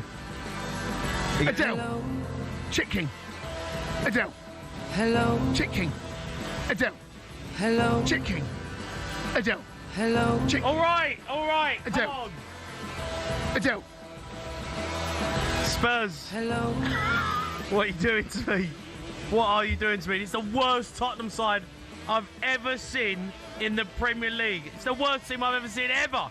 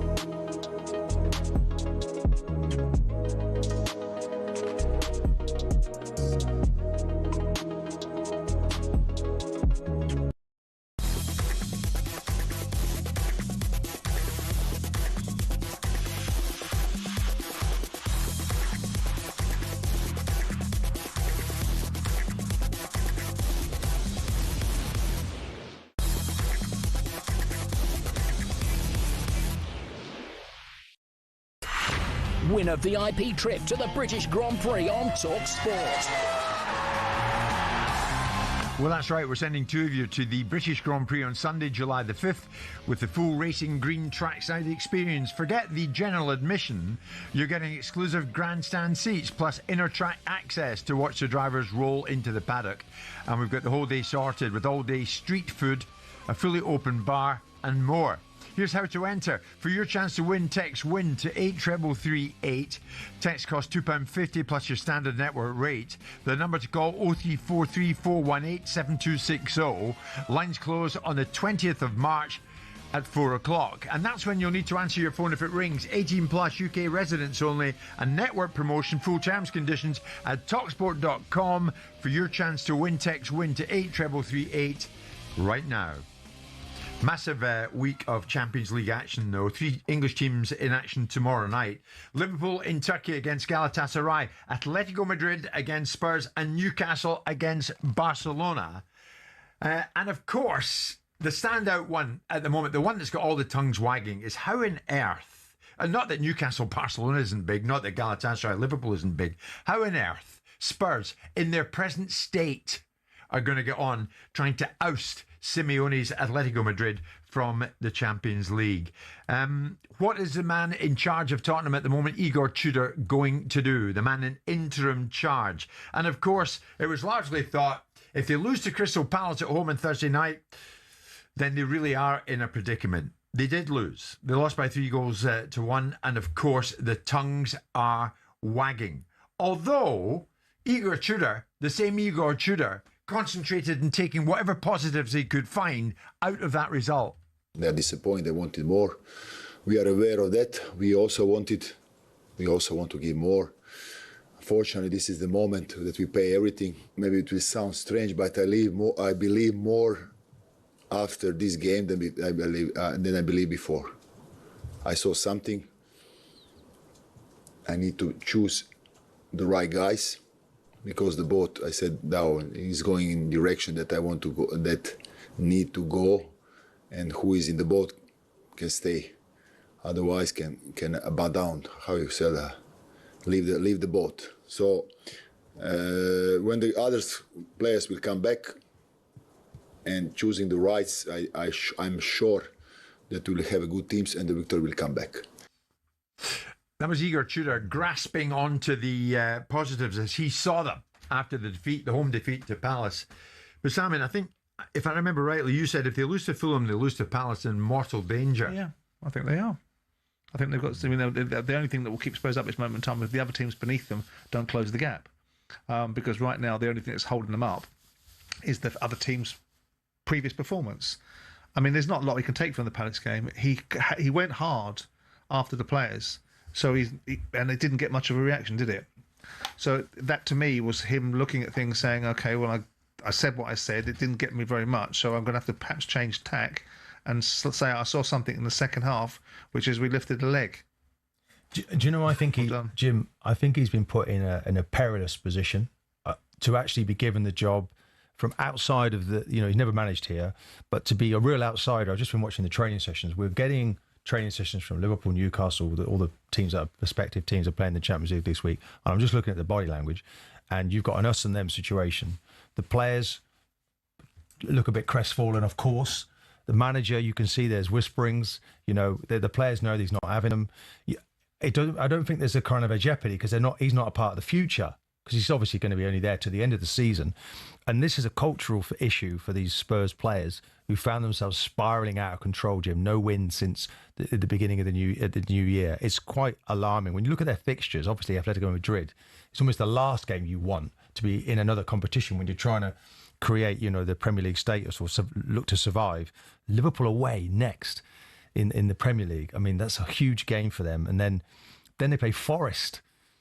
That's Forest, that is like a winner-takes-all match. Yeah. If they lose that game, then I think they're gone. Because I can't. Then it's Brighton, who create their own rules, as we know. So good luck with that one, because Brighton are in really good form right now. I mean, they play Atletico Madrid, who won at the weekend against Real Sociedad. That's, by the by, the third in La Liga. But that is a top-tier Champions League game, Martin. And this is the same Tottenham Hotspur under this interim boss, who are also staring at relegation, staring at the Championship. How on earth can this be?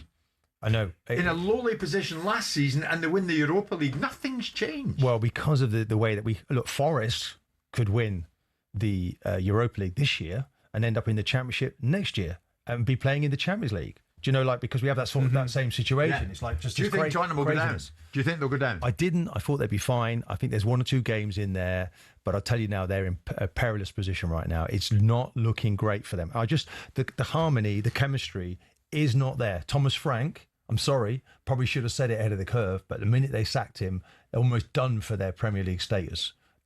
They should have kept him in the job, Jim.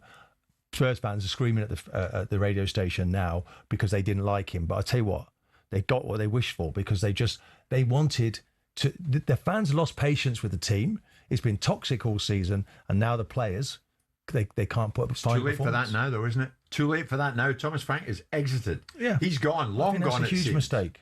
They've got to dig in. They've got to show a bit more than they've shown. I mean, it doesn't help when they've got players like Van der Ven that get sent off, and people were explaining the reasons why they got sent off in that game because of the nervousness and the lack of momentum would have made him make a decision. I think the goalkeeper is useless. But Van der Ven was great under Thomas Frank, wasn't it? You look at his career, he developed, he's scoring goals from set pieces, becoming a leader, not now. Yeah, but Van der Ven was being, suggesting to people he wanted to leave. You've got Romero's situation where his discipline needs to be brought into play. Look, they've just got to knuckle down and find their way through the rest of the season. If they get a sore one, though, from Atletico Madrid, before the next Anfield. Do they say thanks to Igor? Well, the flip side of it is that if they get a good one against Atletico Madrid and get a decent outcome, it can build momentum. We can't make it a case in one situation where teams playing in the FA Cup should do well to build momentum and not make playing in the Champions League and against Atletico Madrid an opportunity where the pressure's off because the expectation is lower. You go and get a result there, you use that as a momentum builder. The players have got to step back and actually start to perform now. Step Do you up. know what I mean? Yeah, and this us and them situation, it's like take responsibility and put your performances in for your club. Arsenal Invincible, Martin Keown, I thank you. Simon, I'll see you tomorrow at 10. We're bowling up to 1 o'clock. Thereafter, we're live from Cheltenham.